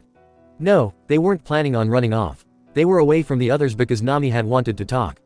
You got us in trouble, she said with a frown, but that didn't bother Luffy. And you got us out, so no harm done, right? He said with a grin, and we had fun. Yeah, we did have fun, Nami said with a small smile, but let's plan things more carefully next time, okay? Okay, Luffy said with a grin, and only now they noticed how close they were standing to each other. Nami's cheeks became slightly red as Luffy leaned closer. Their lips were barely an inch apart, and then Nami's cell phone rang. Sorry, she said quickly, taking a few steps back and taking her phone out. Hello. Oh, it's you, Nojiko. Luffy watched as Nami went silent and how her face got paler and paler. She lowered her head and Luffy couldn't see her face. I'll be there as soon as I can, Nami said, ending the call. When she finally looked up, Luffy could see the tears streaming down her face. Belmere-san got into a car accident. Chapter 25, Parents. What? My mother, she got into a car accident. Nami explained, Nojiko's waiting me at her workplace. I need to get there as soon as I can so that we can go back to Kokoyashi. She works at Party's bar, right? As soon as Luffy got a nod, he took Nami's hand, dashing towards the front doors of the building they had come out of 5 minutes ago. Luffy, where are you two going? Usopp yelled as they passed him, but they kept on running all the way inside, up many stairs and straight to Dragon's office. At the moment neither bothered to think how Luffy remembered the way, especially since Nami was still too stunned to think straight. Dad, Luffy yelled as he threw the door to Dragon's office open. Said man sighed, asking, what is it, Luffy? I have work to do. You need to drop us to Makino's bar, Luffy told. Dragon crossed his arms, asking, and why's that? Dad, we're in hurry, was the only answer he got. The father and son held a silent staring contest for a while before Dragon gave in. Fine, but you'll have to explain it to me later. They left the building, going to Dragon's car. Normally he had his own driver, but he decided to drive himself this time because of Luffy's restlessness. They passed the front door and the bus still hadn't come. We get there faster this way, Luffy said. Yeah, Nami said, still in shock. Luffy frowned, asking, you okay, Nami? I'll be fine, she assured. Your phone is ringing. I know, Luffy said, taking it out. Hello. Luffy, where the hell did you two go? Zoro asked from the other end of the line. Shanks keeps asking me about it even though you didn't tell me anything. Give the phone to Shanks, Luffy simply said, his serious tone making Zoro do as he was told. Alright you troublemaker, you have 3 seconds to explain yourself. 1. Nami's mom got hit by a car, Luffy blurted out, silencing the red-haired teacher. We're going to her sister so that they can go back to their hometown. ... You two have a ride? Shanks asked. Yeah, Luffy confirmed. Got it, Shanks said and Luffy could hear him sigh on the line. Make sure Nami gets to her sister. I will, Luffy said, hanging up. Dragon, who had been listening the conversation, understood the situation better now. He concentrated on the road again, driving faster. In situations like these time was always precious. XXXXX. When Dragon parked the car in front of the bar, Nami jumped off, yelling, thanks for the ride. She could see Nojiko's car, where she was already waiting, and ran there. They were off under a minute. That was fast, Dragon said, but got no answer from Luffy who had already jumped off as well. Where are you going? Home, Luffy said simply. Dragon got out of the car, locking it. You sure you don't want to go get something to eat? He asked, adding with a knowing smirk, my treat. Luffy froze. Free dinner. Why did his father use that? He knew he couldn't refuse. Fine, he said and they walked into the bar. It's been a while, Makino, Dragon said to the green-haired barmaid, getting her attention. Ah, Dragon-san, haven't seen you in a while. She said cheerfully, noticing Luffy, and Luffy too. How's Ace doing? He's fine, Luffy said, sitting down. Makino's smile fell a bit as she noticed that Luffy and his father hadn't seemed to have made up after all. At least they get along well enough not to try strangling each other, she thought, asking, your orders? The usual, they both said, making Luffy glare at his father. Makino glanced at Dragon. They both knew this was going to be a long night. XXXXX. Jen, Nami yelled as she saw her father figure sitting on a couch in the lobby. How's Belmere-san? In the operating room, Genzo said, gritting his teeth, the doctors are doing all they can, but... As Genzo trailed off, the girls understood the seriousness of Belmere's condition. It was possible that she wouldn't survive. Belmere-san, Nojiko mumbled. She could still remember the day she had met the woman. Flashback. Nojiko was walking hand in hand with Nami in the streets of Drum Kingdom, which had a terrible civil war going on. Not that the 4-year-old knew much about it, but death and hunger had been everyday things to her ever since she could remember. Nojiko, I'm hungry, little Nami said. So am I, but do you see any food? Nojiko asked. Her parents had died when their house crashed on them and she had become an orphan, living on the streets just like many other children. Few days later she had met Nami, who had told her that her parents hadn't been awake in 3 days. It would be much later before the orange-haired girl realized that her parents had died of hunger, having given the little food they had to their daughter. No, Nami said, looking down and trying to ignore the dead bodies they passed. Civil War of Drum, which had lasted for 14 years, was currently going its 3rd year. Later the place would be known as the Sakura Kingdom. Let's just keep walking, I'm sure we'll find someone to steal from soon. Nojiko said. Hunger wasn't the only thing that kept them walking, cold did that too. It was easier to stay warm while in the move. Nojiko, look, Nami said. She was pointing at a middle-sized bag, which seemed to belong to a pink-haired woman smoking a cigar. The bag was lying carelessly next to her feet and she was looking off in space, lost in her thoughts. Nojiko smirked in a way no 4-year-old should be capable of as she said, I'll bluff, you take the bag and run. Okay, Nami chimed. She was faster than the older girl and Nojiko was better at bluffing, so things worked just fine this way. Nojiko went over to the woman, getting her attention. What do y'all want, kid? She asked, blowing out some smoke. Do you know what day it is, old lady? Nojiko asked, ignoring the vein popping on the woman's forehead as she saw Nami getting closer to them in the bag. Old lady, where are your manners, kid? Belmir asked, trying hard not to lose her temper. It was not proper for a peacekeeper to hit children. Sorry, Nojiko said, so, do you? Nami was closer and Belmir still hadn't noticed anything, so far so good. Yeah, it's Wednesday, Belmir replied. Nojiko had actually meant the date and month but didn't comment. Nami was almost there. And what time? Nojiko asked. Belmir blinked, wondering why the kid wanted to know, but answered anyway, 12:30. Nojiko smiled. Nami had gotten the bag. Now just a little while long. Hey kid, get back here. Belmir yelled as she noticed how Nami took off with her bag. She got up, but before she got after Nami, Nojiko took a hold of her hand, asking, Hey lady, do you know where the bakery is? Not now kid, I've got a thief to catch, Belmir said, pulling her hand away. Luckily Nojiko had already gotten Nami enough time to hide in an alleyway. The violet-haired little girl smiled, leaving behind an angry peacekeeper. At that time neither of them knew that their paths would cross again very soon. Flashback. A doctor coming towards them pulled Nojiko out of her thoughts. How is Belmir doing? Genzo asked, standing up from the couch. The doctor fixed his glasses, saying, the surgery went well and her condition is stable now, but we don't know when she wakes up. Can we see her? Nojiko asked. The doctor nodded, saying, this way please. XXXXX. Oi Luffy, where did you and Nami go earlier? Usopp asked as Luffy finally came home. Is he sick? Chopper asked after Luffy had just walked past them without even glancing at them. Who knows, Usopp said with a shrug. Zoro stood up, going after Luffy. Usopp had told him what had happened earlier and he was supposed to get information out of Luffy for Ace, but now he knew something was wrong. Annoying the younger man would have to wait. Luffy, Zoro said, knocking on the door. When he got no answer he said, I'm coming in. He saw Luffy sitting on the floor in front of his bed, staring at what Zoro guessed was an old photo. The Marimo closed the door, knowing that if it was as serious as he thought Luffy wouldn't want to take the risk of others hearing them. He sat next to the younger boy, but knew better than to look at the photo. Luffy'd show him if he wanted. They sat in silence for a while before Luffy said, Zoro. Yeah, have I ever told you anything about my parents? Zoro looked at Luffy in surprise, having not expected that. He had thought he'd gotten in trouble with Nami or something. A little. Like what? Zoro thought for a moment. What had Luffy told him again? Not much, that was for sure. Not much, really, he said. Your mother died after you were born and your father is a workaholic bastard.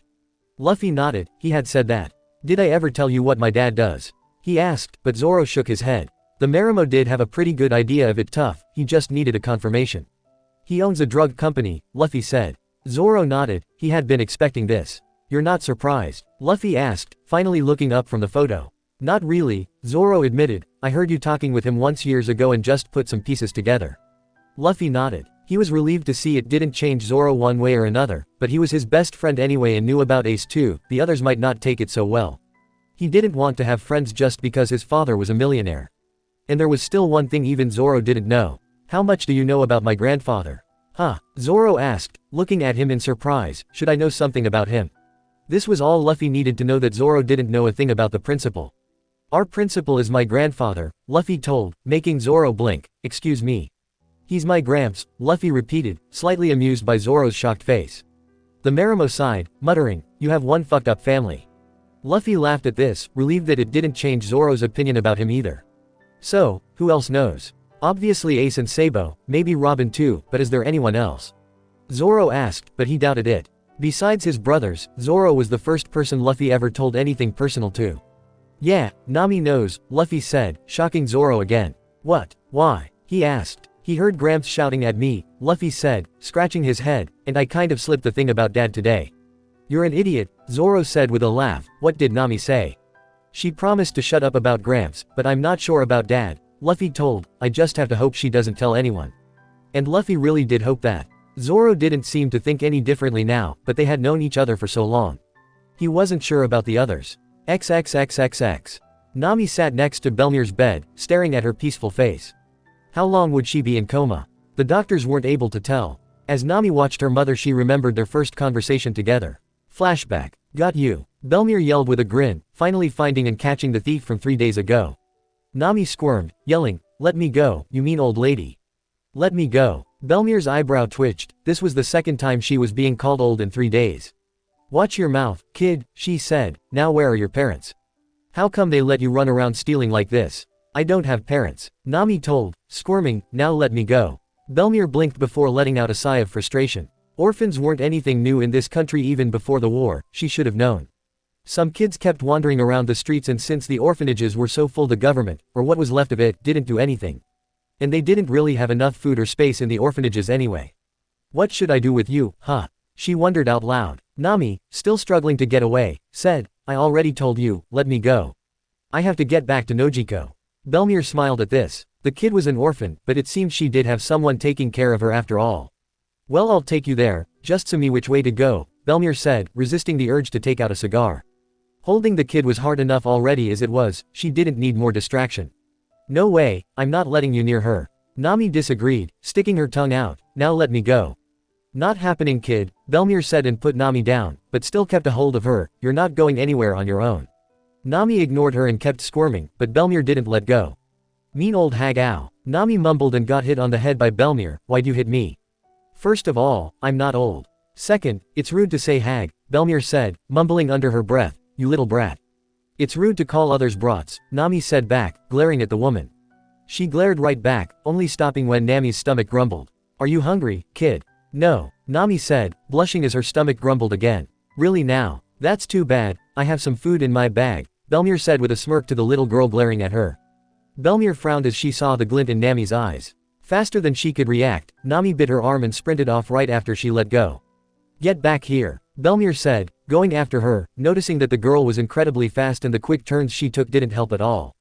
Damn it, XXXXX. Nojiko. Nami yelled as she reached her friend in the alleyway they had their temporary home in. Nojiko looked up, but stayed sitting on the ground. She had hurt her leg yesterday and couldn't walk. Did you get any food? Nojiko asked, although she did notice Nami came back empty-handed. No, the old lady was there again, Nami said, jumping when she heard. Didn't I tell you to not call me old? Nami, you idiot, why'd you lead her here? Nojiko yelled, looking at the panicking 3-year-old. Belmir raised an eyebrow as she recognized the older girl, realizing they had worked together. But she followed me, Nami told, moving in front of Nojiko, facing Belmir. Go away. Easy kid, I'm not going to hurt you or your friend, Belmir said, slowly sitting down not to scare the kids. Nami packed away a few steps before snapping, I'm not afraid of you. Sure you're not, Belmir said, taking food out of her bag. Hungry? No, Nami denied as her stomach grumbled. Is that so? Belmir asked, slowly taking a bite of her sandwich with a mocking smile. These sandwiches are delicious. Belmir looked at the orange-haired little girl, who looked like she was about to give up. Nami, don't, you can't take food from a stranger. Nojiko yelled as she saw the younger girl hesitating. Belmir chuckled, saying, you're a smart girl. She got up, literally lifting Nami out of her way. Now let's take a look at your leg, she said, crouching down in front of the little girl. My leg is fine, Nojiko said stubbornly. Go away. Belmir smiled at the stubborn little girl. She had guts. However, she needed to know the condition of her leg. I'm not gonna hurt you, kid, now show me that leg of yours. Nojiko hesitated, but rolled up her pant leg anyway. This was the start of the small family living in the edges of Kokoyashi. Flashback. Nami sighed, looking at her mother. Everything had been so well and now this happened. Someone up there was laughing his off. XXXXX. You look happy, Robin commented as Dragon got back to his office. She and Sabo were still there, waiting for Dragon to come back. You could say that, we might not have really talked, but at least I managed to get Luffy to sit in the same table with me. Dragon said, walking over to the window. Things start looking better now. You served him dinner, right? Sabo said with a lazy smirk. Luffy doesn't say no to a free meal no matter who offers it. A vein popped on Dragon's head, but he kept facing the window since he knew Sabo was right. May I ask why did you leave in the first place? Robin asked. Dragon smirked, replying, Luffy needed a ride. Seriously, from you? Sabo asked with a raised eyebrow, knowing full well that the father and son didn't really get along. Yes, from me, Dragon said, getting irritated, for once not from you, but from me. Maybe he knew Sabo's car is broken. Robin suggested. Silence filled the room and then Dagon dropped onto his knees. Why must you always ruin my good mood? The company leader muttered from the floor, depressed. Sabo burst out laughing and Robin said while giggling, my apologies, sir.